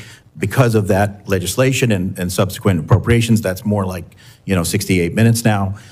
It's still a fraction of it. I don't know where, and I don't believe the Okay, chairman well, of knows course, where we only found this out 12 hours ago at midnight from an unknown bureaucrat. So our hope is that we will be able to give you those numbers to show what will happen to infrastructure if we simply freeze funding for all of these things across America. Thank you. Thank you, Senator Budd. Thank you, Mr. Chairman. Again, thank the panel for being here. It's good to see you all. Mr. Sola, the November 2024 report from the U.S.-China Economic and Security Review Commission, it details China's efforts to deepen ties with countries across Latin America and the Caribbean. So, Mr. Chairman, I'd like to ask unanimous consent to enter that report into the record. Mr. Chairman, if that's okay? Without objection. Okay. All right. Thank you. All right. I think it's important to view the Chinese Communist Party's CCP activities in the Panama Canal Zone in the context of CCP's broader efforts to further access Latin America's markets and obstruct American interest in our own backyard. Mr. Sola, would you agree with that? That you see the CCP activity and hopefully to interrupt America's interest in the region? Definitely an economic interest, Senator. I was able to travel there a few years ago to see this firsthand and see the CCP's encroachment. So in your experience, are there noticeable differences in port operations when they're controlled by Chinese companies and financed or backed by Chinese loans? And if so, would you explain that? We have a wonderful example because we have a U.S. Port there, SSA, out of Washington State, that I actually worked on the development of that many years ago and helped develop that. That used to be a former United States Navy submarine base, and we converted that.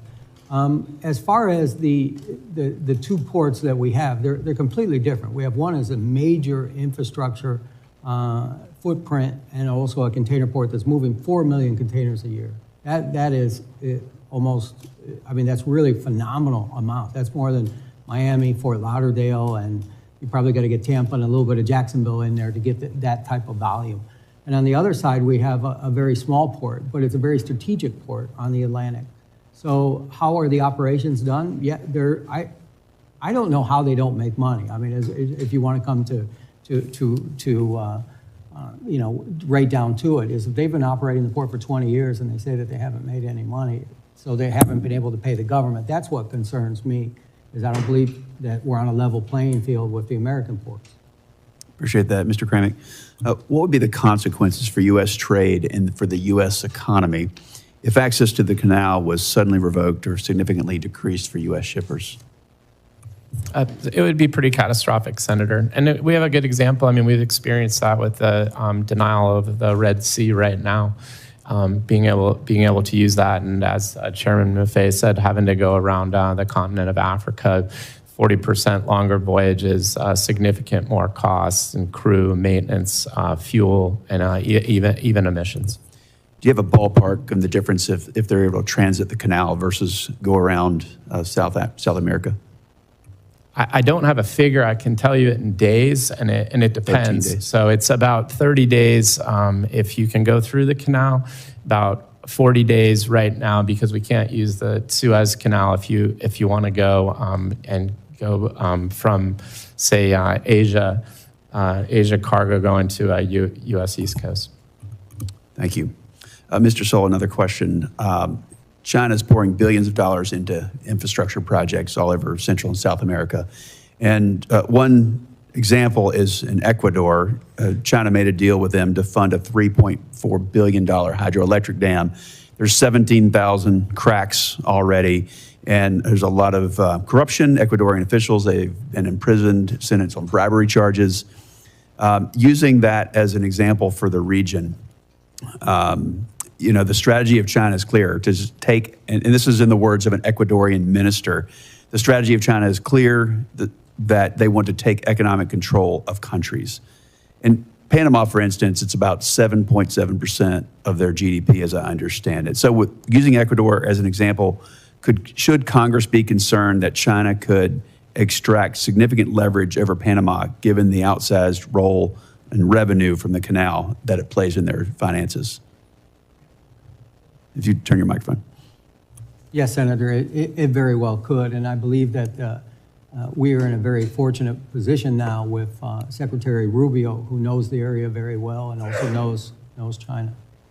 Thank you very much, Mr. Chairman. Senator, can I just say you should also look at the port of Chansay in Peru. It'll fit that pattern. Thank you very much. Of Chinese investment. Thank you. Thank you. Senator Kim.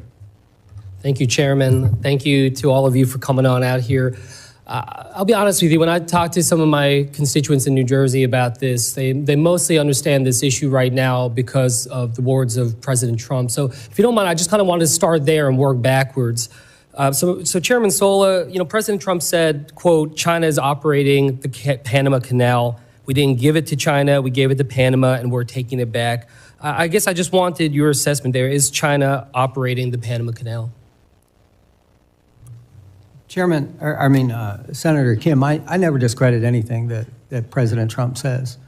Well, I guess I would ask you. He has a different briefing book than I do. Mm-hmm. What I can say is that the Panama Canal is operated, as far as I know, by the ACP, the Panama Canal Authority, mm-hmm. and they're very efficient at operating the canal on the throughput that they're able to do. So you're saying, from your knowledge, you don't know of reasoning to believe that China is operating the Panama Canal, from the knowledge that you have? From the knowledge that I have on whether the...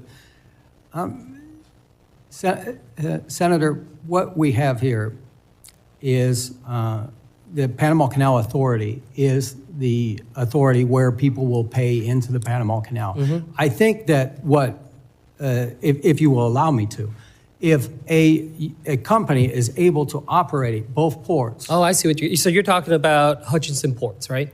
Yes. So we're talking about what, Balboa and Cristobal ports, right? Right, and they're subsidized. They're subsidized. They're subsidized. I guess my question to you is, does Hutchinson Port actually control the locks of the canal? No. Does it control directly the entrance to the canal? Both ports are in operational control of the canal. In order for those ports to operate, the canal has to give them a special permit. And the reason is because when they're bringing a ship in or bringing a ship out, they block the traffic of the canal every single time. I see. So they have to have pilots, pilots that go in there. Is Balboa or Cristobal ports under the jurisdiction of the Panama Canal Authority? They've been given by the Panama government the concessions. However, they're in the operational range of the Panama Canal. Does that make those two ports under the jurisdiction of the treaty? Let me say this, because I was in Panama when the Panama Canal was turned over. We didn't just give back the Panama Canal. We also gave back all the land and all the water on the entryway to it, and including what we had was a lot of military bases along there. So as soon as you come out of the Panama Canal, and I invite you to come there, I'd love to come. Yeah, well, let's make that happen. As soon as you come out of the locks, you run into Corozal, which was a former military base. Corozal is run not by the Panama Canal Authority, it's run by the Panama government. After you pass that, you run into the port of Balboa. So what I'm trying to say is that when we talk about the Panama Canal Authority, they operate only where the ships go up and go down and come out. After that, you have where the pilots will take you on the boat and take you off. So is it operational control of the Panama Canal?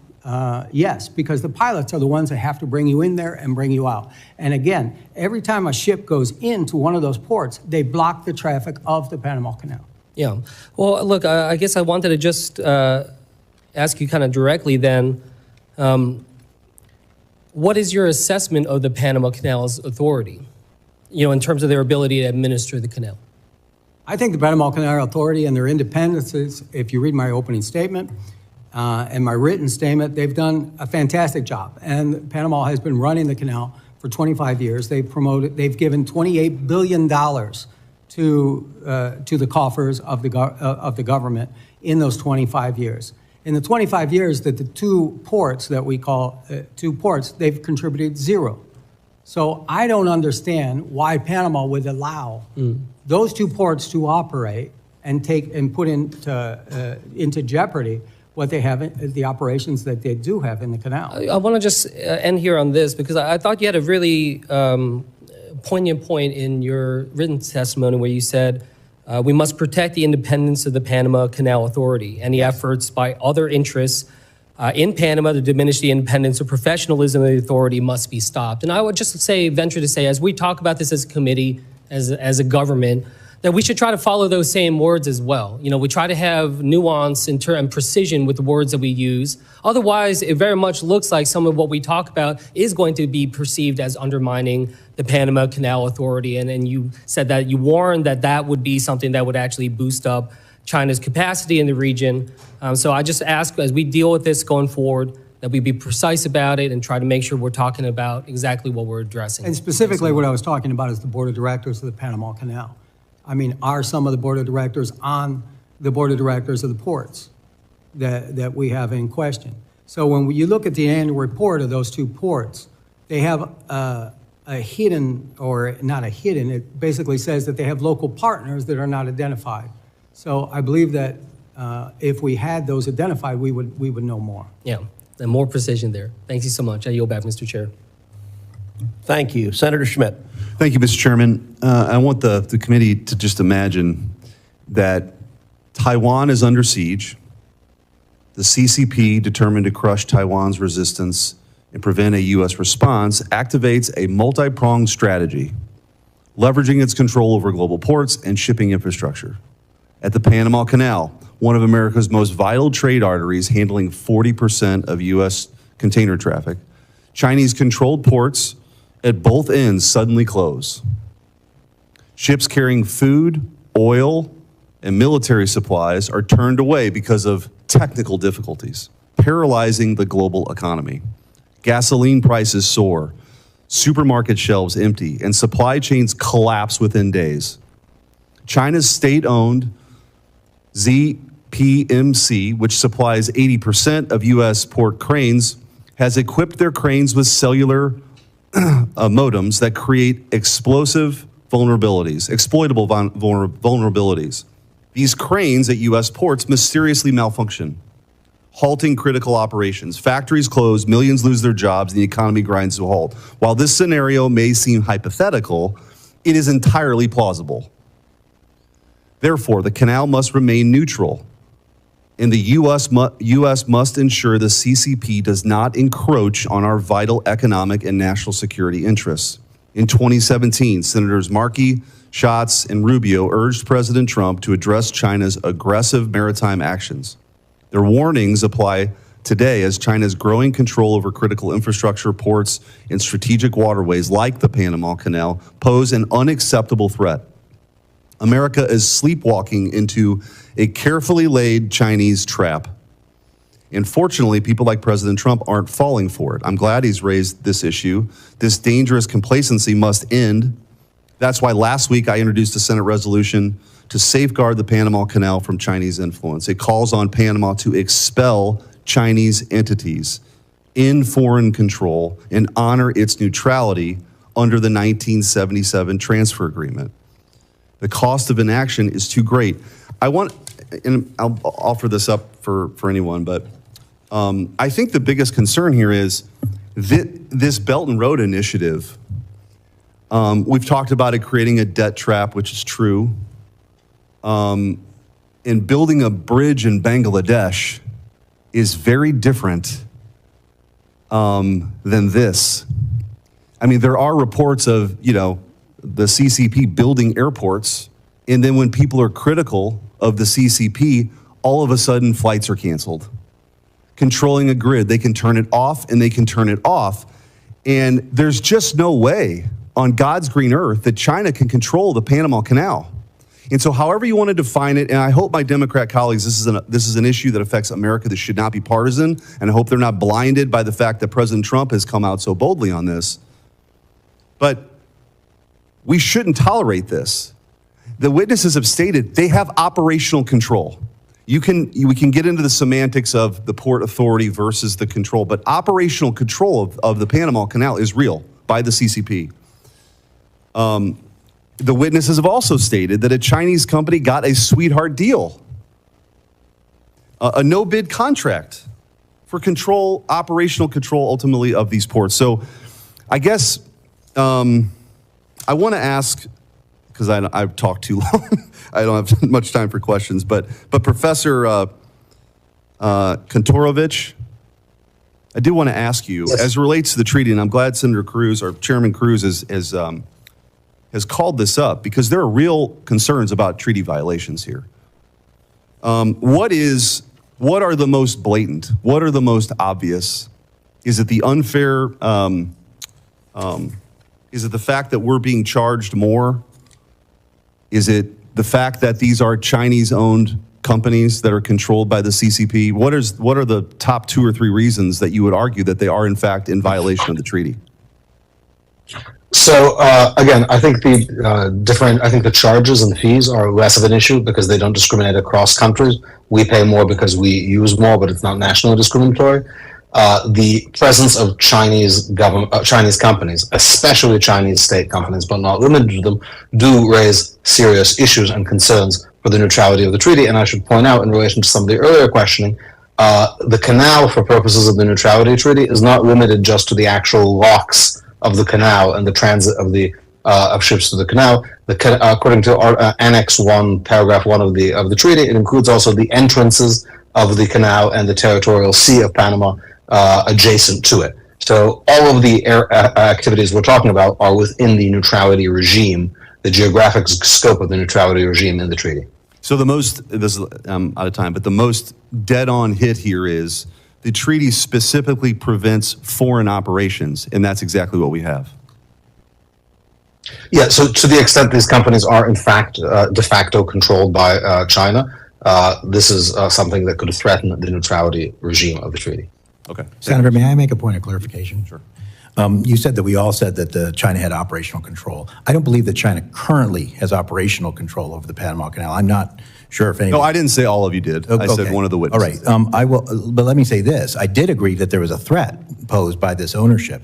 I do think, though, that if your assumptions are correct, you are way understating the problem. That's right, understating the problem, because they also then control the Suez Canal and the Mediterranean Sea. And I actually have to admit, I'm a little confused as to why some of the senators asking these questions, Senator Blackburn, aren't more concerned about the biggest port in the United Kingdom being run by the Chinese.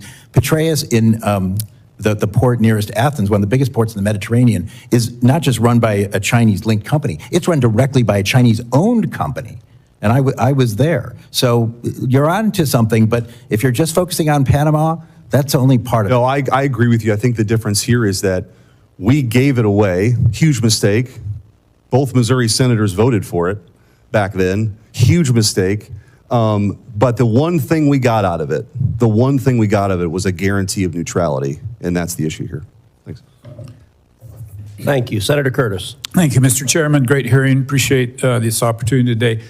I'd like to touch on something I haven't heard discussed today, and that is, unfortunately, China is not the only hostile country that exploits Panama to endanger our national security. Iranian vessels under the Panamanian flag registry have been a problem for many years. Chairman Sola, can you explain how Panama has enabled Iran to evade our sanctions? Yes, thank you, Senator. About a year ago, when we were having this drought issue, there was also a lot of focus on Iran and how they were funding Hamas and the Houthis because they were attacking the Red Sea. What we found was, what the United States has found, is that Iranian vessels are sometimes flagged by Panama in order to avoid sanctions so that they could sell the fuel that they have, and then they can take that money and then they can use it as they wish. Panama at the time had a very complicated process to deflag the vessels. There was an investigation, there was an appeals process. By the time that we would, OFAC or Treasury would go ahead and identify one of those vessels, by the time that they were doing the appeals and stuff like this, they've already changed flags to somewhere else. So when we went to Panama, we met with the Panamanian president. And I must say that we were very impressed because he was 30 minutes late, but he was breaking relations with Venezuela at the time because the election was the day before. We explained to him the situation. The very next day, we met with the Maritime Minister, with U.S. Embassy personnel, and Panama actually adjusted their appeals process so to make it more expedient. So if the United States or OFAC would come and say that this Iranian vessel is avoiding sanctions, now we have a process in place to go ahead and do that. And 53 vessels were deflagged because of that meeting. If you would keep working on that, because that's a big deal, and thank you for that answer. Let me also go to, we've hammered on this a little bit, and I've heard several times some of you acknowledge that the interest from China is an economic threat to us, but let me come back to this defense. I think we've asked a number of times in different ways, but let me go back to the analogy of China puts a blockade on Taiwan, and we're trying to move ships into that area quickly. Can any of you say this is not just an economic threat to the United States, but a defensive threat as well? At the FMC, it's not our area of expertise. We'll leave that to the military experts. I will just say that, to me, an economic threat is a military threat. I mean, it's not directly, but it is. Yeah, I just, but I noted the panel's in terms of what you're directly asking, to economic. We at the Federal Maritime Commission don't have that area. Chairman? I would say that my biggest concern is that when a Chinese contractor gets a contract in Latin America, they usually put a clause in there that they bring their own workers in from China. And these workers are housed in camps outside. And these camps will have guards on them, and they will have, sometimes they in Panama, for example, they have barbed wire around the camps. So we really don't know who's in the camps. And I think that, to me, causes me more concern on who's in the camp and what are they doing. So these are actually sometimes thousands of workers that are brought in, for example, for the bridge or to do a port or something like this to undercut the local labor. Along those lines, let me just talk about dollars from China spent. We far outspend China in the region, yet if you look back on when Panama switched diplomatic recognition from Taiwan, and we had comments from the president, Taiwan is an inalienable part of Chinese territory. It coincided with economic investment from China in the region. Is that something overall, in addition to the canal, we need to watch? Yes, we definitely need to watch economics. So we need to, we haven't, the United States has left a void there. We really have not been competitive in Panama, and hopefully that we can be. Okay, and I've got just a few seconds. So this bridge, we've brought this up a couple of times, the possibility of this bridge being damaged and closing canal. But it reminds me of going through TSA at a suitcase, going through the TSA. Is there any reason that China can't watch or do whatever they want from this bridge to see what, get the intel from these containers? And does that concern anybody? Well, it definitely concerns Southern Command because they brought it up on numerous occasions that there could be some sort of surveillance or something like that on the bridges. Okay, I yield my time. Thanks, Mr. Chairman. Thank you. Senator Moreno. First of all, thank you, Chairman, for putting this hearing together. I think it's very timely. Mr. Sola, I heard you say that it kind of rang in my head. You've navigated the canal 100 times. I mean, that's you have pretty good experience. I want to turn to testimony a little bit different direction. You obviously haven't been there that much. Tell me what, for the testimony, what are the people of Panama? You have obviously probably been to my home country where I was born in Colombia. What is the sentiment among the people for how they feel about America? Senator, I have many friends and family and professional relationships in Panama, and the bond between the United States and Panama is very deep. It's almost like the United States and Great Britain, for example. The Panamanians love baseball. They love basically a lot of the same things that we do. The people are absolutely wonderful. Now, they've suffered through catastrophically bad leaders, especially today, the president of Colombia, Petro. We don't have to go down that path, but here's what I'd ask you is, obviously we understand about shipping. We understand the issues of trade, and that's been well documented. I think that the treaty is clearly in violation. There's no question about that. In fact, Mr. Chairman, I'd like to see us speedily get to a point where we get a resolution allowing the president to renegotiate that or cancel that treaty. But here's my question to you. The Darien Gap is a stone's throw away here to Annapolis, maybe not even a little bit further than that. It used to be this insurmountable piece of geography that separated Colombia from Panama, but it's now used as a massive human and drug trafficking operation. The presence of multinational gangs, multinational criminal organizations in that area, primarily, I will suggest, funded by the Chinese. You don't have to comment on that. But what is the impact of these transnational gangs, this increase in human and drug trafficking doing to maritime activity along the canal?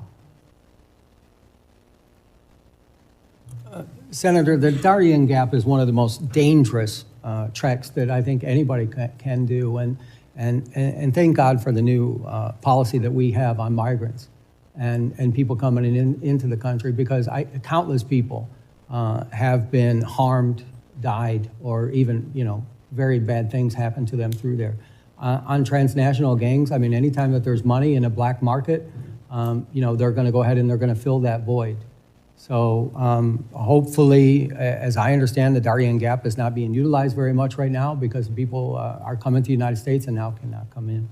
Right, but the point is, like, what is the impact on maritime activity there? In other words, security, Mr. Kramick, has got to be an issue for your members.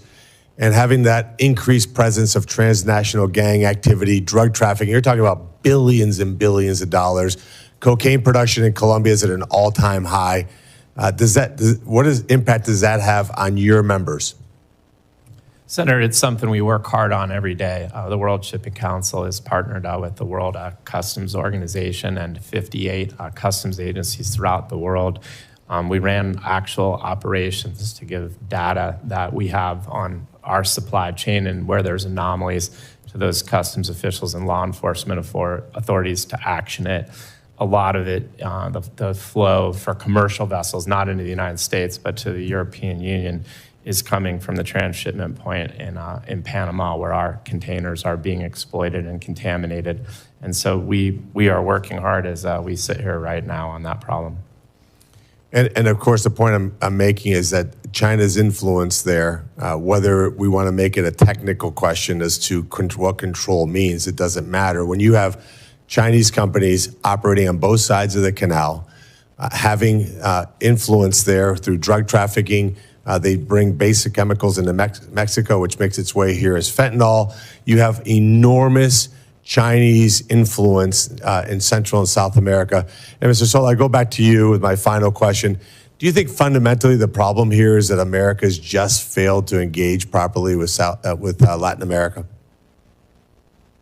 Yes, I do. I believe that we have not had a presence there for long enough. The State Department has designated countless past Panamanian presidents for corruption, but we haven't had the DOJ go ahead and have any convictions on those. I think that if we did have a conviction one way or another, I think that that would change the narrative quite considerably. And so just one quick follow-up. So if the U.S. took control back of the canal, if that territory was completely controlled, protected by the United States of America, what influence could we have in solving a variety of problems, the shipping ones that we've talked about, but also having U.S. presence with military backup there in Panama, preventing transnational organizations, preventing human trafficking, preventing drug trafficking? Wouldn't that be celebrated among the free world as something that would be absolutely a net huge positive to that area? Well, I can say this, that is probably one of the top contraband areas in the world just because of its geographical location and the amount of containers that they move. So I think any time that we can lower the amount of contraband being distributed around the world, we'd be doing a good service. So, Mr. Chairman, like I said earlier, we ratified that treaty here in the United States Senate. I'd love to see us de-ratify it. Thank you. Senator Capito. Thank you, Mr. Chairman. Thank you all for being here today. Really interesting hearing. In the year 1913, the governor of West Virginia said that the Panama Canal would be critical to the state's coal industry.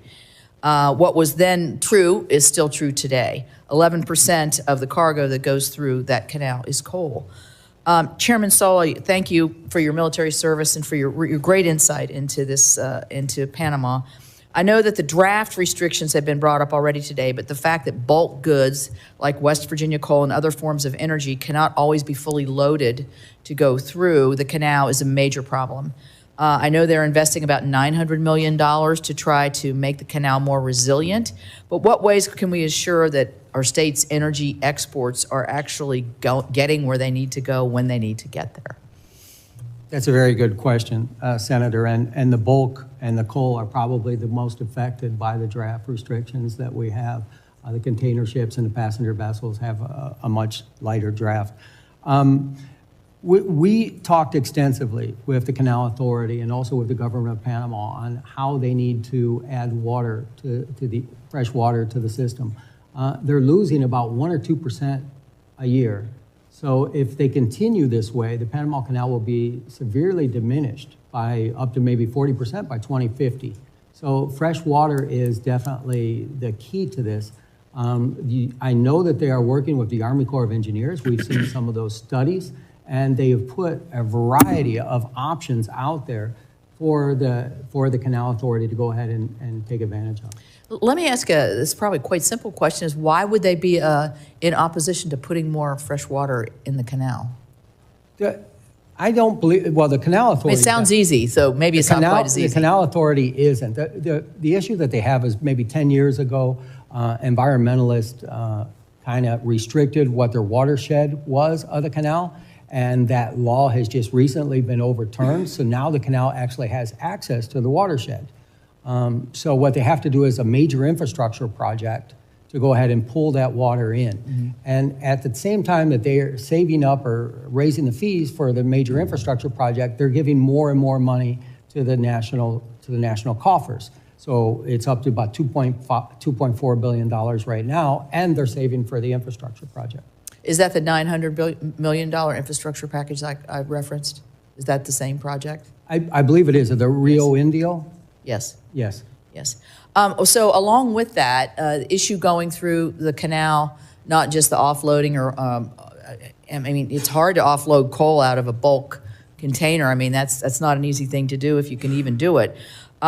Is this whole thing about congestion pricing, kind of, nobody here from New York, are they? But, you know, the congestion pricing at the canal where you can outbid and skip the line, so then the line can be like 14 days later, even if you were at the front of the line. This is probably what Senator Sheehy's wondering, like, how did I get in front of him kind of question.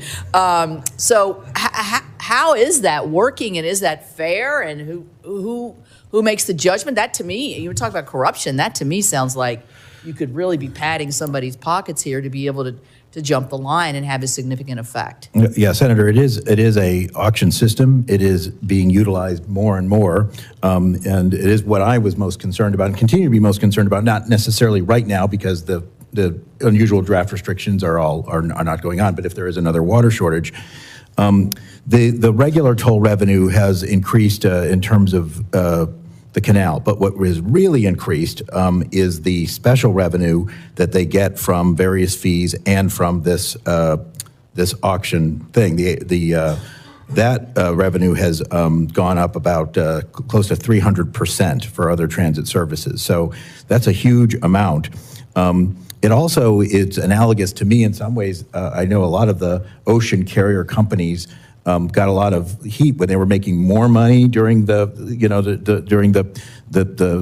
lack of the congestion during COVID. Well, this is sort of similar. They're providing fewer transits, and at the same time, they're making more money because of a market mechanism. Though, you know, talking about the Chinese Communist Party. Well, this is the other way. This is capitalist, but it is a different way of allocating space that they're utilizing more and more to make more and more money. Now, I have no idea. To the best of my knowledge, the money is going back to the Panamanian government. I don't know of any reason to doubt that, but that is a big cost, and as I said before, it does disadvantage certain kinds of cargoes because they might feel that they don't, they're on a ship which doesn't prioritize its time passage as much as other kinds of cargoes. I don't know how that affects coal. All right. Thank you very much.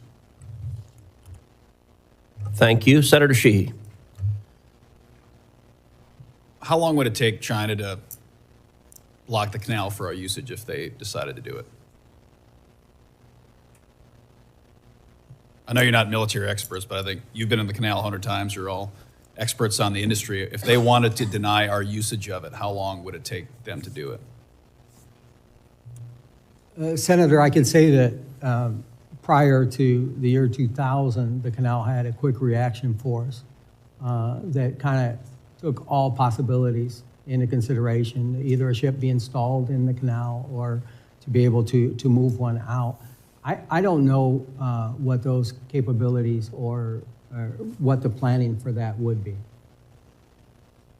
So effectively, we don't have a ready response. But if China, I'm sure Southern Command does. I don't like the mindset that's kind of pervaded that there's this far off hypothesis that. But Senator, you're not talking to military experts. We're here because of it's commercial reasons.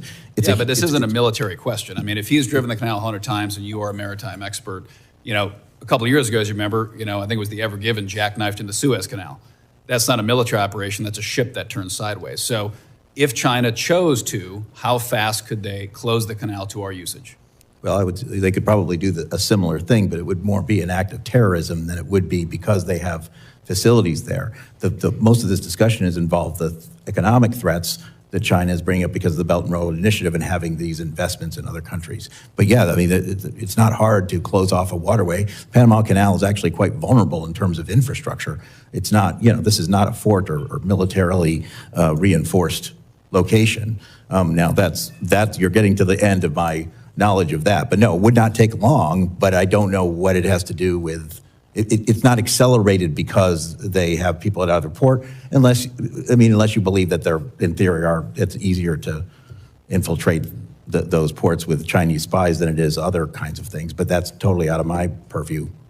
That's more science. Well, I don't think it is out of your purview. I think the reality is the canal is an economic engine. It is also a national security engine. And I appreciate, I'm not trying to be combative or setting traps. I'm just trying to ask a common sense question, which is, we can dance around, I'm not an expert in this, I'm an expert in that, but the canal is vulnerable, as we've stated. I guess, Senator, I'm just sort of saying, why would they bother with a military-like operation when they can get what they want with non-military means? If they can have influence in other ways. That's the point of the question. Okay. Is we segregate ourselves artificially in a way that they do not. We segregate ourselves, well, let's talk about military, let's talk about intelligence, let's talk about economics. China doesn't work that way. It's a whole of government approach. They don't draw a delineation between an economics discussion and a military one. And their attack may not look like Pearl Harbor. It may look like an everyday ship that decides, it pulls into the locks and blows itself up, and now the locks are non-functional for our usage, and we can't support an inter-ocean fleet transfer. And our ability to defend it, as you referred to, Chairman, is now inhibited by the fact that we no longer have the military infrastructure around the canal that we did just as recently as 1999. So from a commercial perspective, do the shipping companies have concerns over the security of the narrow waterways? We've got Straits of Malacca, we've got Suez Canal, we've got Gibraltar, we've got Panama. Is that a concern that's thrown around in the boardrooms of the largest shipping corporations in the world? Senator, I think it's something they think about every day. I mean, really, it's drawn into sharp relief with the Red Sea that it was it's what I call a pink flamingo. Like there's black swans that just come up, and there's pink flamingos that you can see but you don't act. But no one really thought a whole lot that one of the most important waterways in the world could be denied, and moreover, that it could be denied for such a sustained period. The good news is that. And denied, I might add, by a disaffected non-state actor of Bedouins running around with rocket launchers, who also managed to beat us in a 20-year war in Afghanistan. But my point to saying all this is we're just debating operational control of the canal. Yet it seems very clear to all of us that a very simple act can debilitate the canal and eliminate our ability to use it in a matter of minutes with no warning. And we have no ability to intervene or stop that. To me, that means we do not have operational control of the canal. Thank you, Chairman. Thank you. I'm told Senator Young is on his way, so I'm going to ask a couple of questions and give him a few minutes to get here. Chairman Sola, you have a deep understanding of Panama and the canal from personal experience, in addition to your work on the Federal Maritime Commission.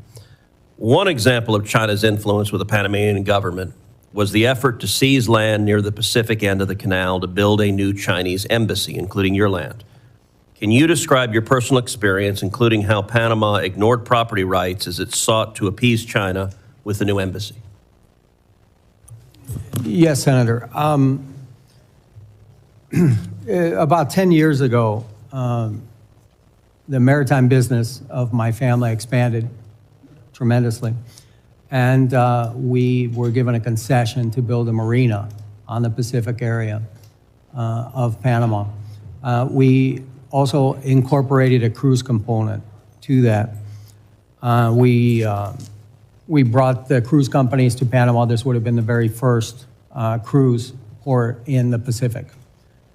We spent millions of dollars on consultants with Atkins Global, Moffett and Nichols, all the best consultants in the world, and everything was fine. When Panama turned over to Belts and Roads, they told us that that concession was going to be nationalized.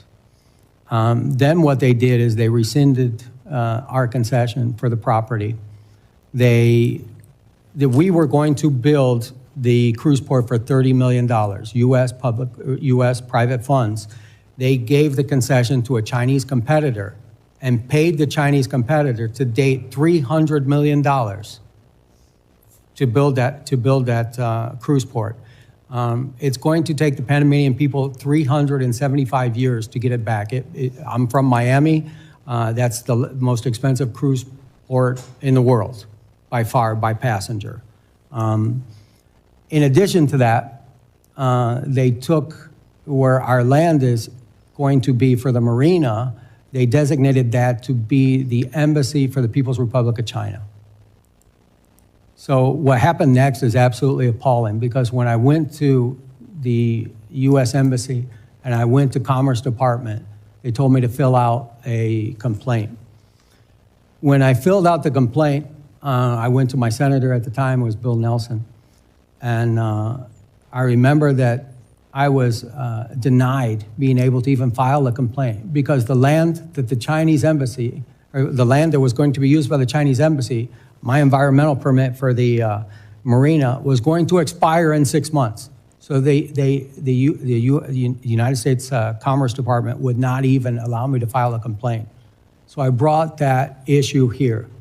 And thanks to the good work of, at the time, I think it was Chairman Nelson and Chairman Wicker, that we were able to unwind that. After about 6 years, Panama did the right thing and returned the land to my family. Very instructive. Senator Young. Thank you, Chairman, for holding this important hearing. Thank you, gentlemen, for being here. The Panama Canal underpins our current economic strength and national security.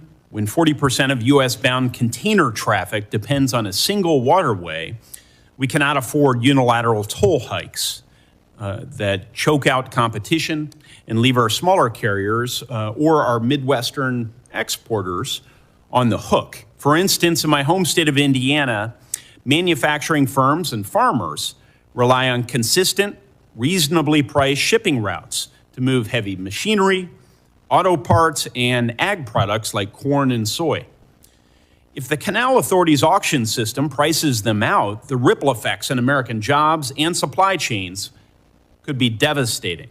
Chairman Sola, given our enormous stake in the canal's operation, do you believe Congress or the FMC should more aggressively use existing legal authorities, or even create new legislative tools to block or penalize toll practices that disproportionately harm U.S. shippers and exporters? Thank you, Senator, for the question. And I grew up in Goodland, Indiana, so that you know. Fantastic. I do believe that we should continue to monitor the situation, and if we do need more regulations or statutes, that we would come back to Congress, because we get our marching instructions from you.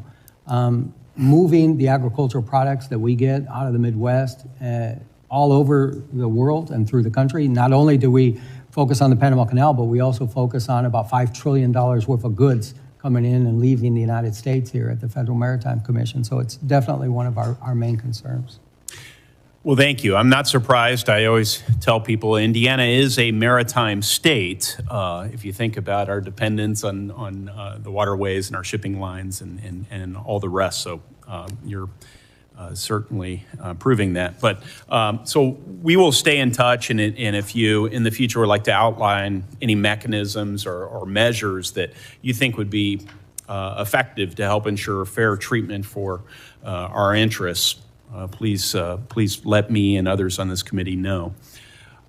When the two Panama Canal treaties were signed, we lived in a different world, one where Chinese state-backed actors didn't wield strong influence over global infrastructure, and issues like drought were rarely factored into international agreements.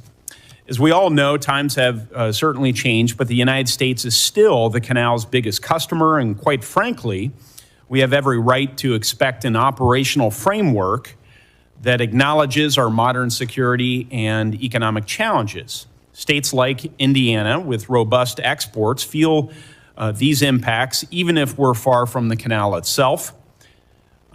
Chairman Sola, and then I'll allow others to respond. In light of evolving conditions, especially increased foreign investment from China, do you believe the U.S. should explore a more comprehensive update or supplemental protocols to these decades-old treaties? I definitely believe that we should support U.S. investment, and not having an ambassador for so long has been detrimental to us, especially as the case that I just mentioned earlier, where we didn't have an ambassador and we had a U.S. company in need of service. So however we can promote U.S. investment, especially in infrastructure, this is where China is definitely beating us with the Belt and Roads, where they understand that. And I believe that, our Ex-Im Bank and our DFC is so limited in what they can do by the restrictions that they have, that we're not able to invest into infrastructure like we should. I hope the administration will prioritize this ambassador spot as nominations are made. I hope we'll prioritize it in the Senate. My colleagues on the Democratic side of the aisle will be warm to that nomination and moving it quickly. Something both parties, frankly, have fallen short on in recent years is prioritizing these. But other comments, Mr. Maffei? Yeah, well, Senator, it won't surprise you since you and I served together in the House that I actually am pretty bipartisan. I agree with the chairman on what he said. I will say that certainly we need to look at other kinds of ways to get U.S. companies in positions where they can truly compete with the Chinese and some of these things. And blaming it all on Panama it really misses the point. I've seen the same thing in Greece, where Greece didn't want to give the concession of its largest port to a Chinese company, but because of its financial difficulties, it was getting pressure from international organizations such as the IMF, Europe, and even maybe some in the United States to do so. So I just ask you to look at that. And I do want to say one quick thing. You're right about the cost, and as I said before you were able to get here, the Panamanians are making far more on their canal than they ever had before. That's not necessarily a bad thing as long as it's going to the right place, but where they're really making the money is on these auctions, and that is why it remains a concern of mine, I'm sure the chairman's, and that is where we are looking at potentially are using our authority under Section 19 of the Merchant Marine Act, where we could, if we can show that it is basically a problem with the foreign trade of the U.S. It's interfering with foreign trade of the U.S. There are certain things that we can do, but I do think we need more information before we could make that kind of action. But we're certainly working on that, and we do have that authority at the FMC. Thank you, and good to see you again, sir. Mr. Kremick, did you have anything? We'd had discussed, Senator Young, some of the infrastructure projects to make the canal more sustainable and viable, and how the United States, the U.S. Army Corps of Engineers has already done some feasibility reviews of those projects. So that would certainly be something to take a look at to make the canal viable with an additional supplies of fresh water. Thank you. Chairman? Senator, if I may. Sure. Senator, sorry, it's I'm on Zoom. You spoke about renegotiating the treaties, and Yes. I think one of the things about treaties as an instrument of governance is they're not very flexible, and they don't really have automatic processes typically for easy amendment. And before this hearing, I spent a fair amount of time reviewing the ratification hearings in the Senate in 1978. And back then, the principal concerns the Senate was concerned with then is the Soviets and Cuba, actually, not China and Iran. So the world has changed a huge amount. China's role has changed a huge amount. And of course, back then, 1999 seemed very far off. 2025 seemed a world away. And as a result, I think it is useful to revisit treaties and seek to renegotiate them, to update them to sort of current events. And of course, the United States has a considerable amount of leverage it can use to seek such additional protocols to modernize these treaties to current events and current geopolitical realities. Makes great sense, and I'm glad you spoke up. Thank you, Mr. Kantorovich. Mr. Chairman. Thank you. I want to ask a couple of follow-ups, and then we're going to wrap up the hearing. Commissioner Maffei, you mentioned a minute ago if a determination was made that this was having negative impacts on U.S. trade. You said there are a number of remedies that are possible, and you didn't specify what those were, so I just wanted to ask what you were referring to. Yeah, I mean, there are certain things we can do as countermeasures, such as, sanction Panamanian ships. That could be Panamanian flag ships. The Panamanian flag is one of their major sources of revenue. It is the number one what we call flag of convenience in the world. There are several others, and I think I'd like to get back to you in writing. I mean, I'm not trying to avoid the question, but that way I can put the, we can, and we'll, if you don't mind, we'll get together and do a joint answer. We'll put where our authority comes from, what we think we can do, and maybe even what we're concerned about or what the limits to that would be. Well, and I'll say that this hearing has been a nice bipartisan demonstration of a lot of expertise. There's a reason you guys have your the role you have, because you know what you're talking about. I'm hoping my chairmanship, which ended last week after a full term, will result in a full, very successful term for my good friend and colleague as chairman. Maybe the friendliest transition in Washington this week. Professor Kantorovich, I want to get back also to the exchange you had with Senator Young, and then it harkens back to the opening exchange you and I had. We've heard testimony that Panama may well be in violation of this treaty in at least two regards.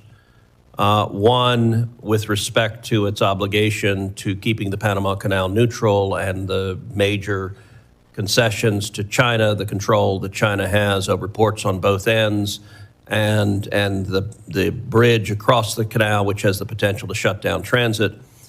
We also heard testimony about the degree of revenue that Panama is taking, and that's potentially in violation of the obligation that tolls and other charges shall be just, reasonable, equitable, and consistent with principles of international law. I want to ask you, Professor, assume that the United States makes the determination that Panama is in violation of this treaty. I asked about what the remedies were, and you mentioned at the time military force. So military force is always one potential remedy.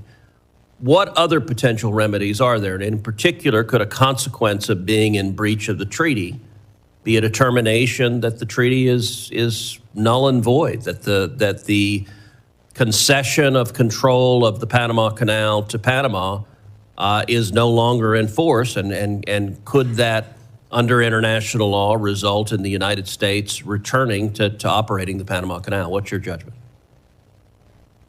Yeah, I think treaties like this demonstrate that countries really need to think long and hard before they give away strategic assets, because the United States is free to cancel this treaty or at any time, withdraw from the treaty, as it were. But given that the United States has transferred control and sovereignty of the canal zone to Panama, the cancellation of the treaty would not necessarily reverse that concession. Concessions that have to do with sovereign control are not particularly reversible. For example, Israel made a deal with Lebanon to give maritime territory to Lebanon in exchange for peace just 2 years ago, did not get peace. It's not clear that it can simply cancel and get that territory back. Now, it is the case that America can take all sorts of measures to insist on neutrality. And if neutrality means putting American firms in operation or otherwise taking other steps, that is something that can be done. But a kind of territorial control is not a clear remedy unless it is something that just accompanies the steps needed to restore the regime of neutrality. All right. Well, I want to thank all the witnesses for their important testimony here today. Senators will have until the close of business on Tuesday, February 4th to submit questions for the record. The witnesses will have until the end of the day on Tuesday, February 18th to respond to those questions. And this concludes today's hearing. The committee stands adjourned.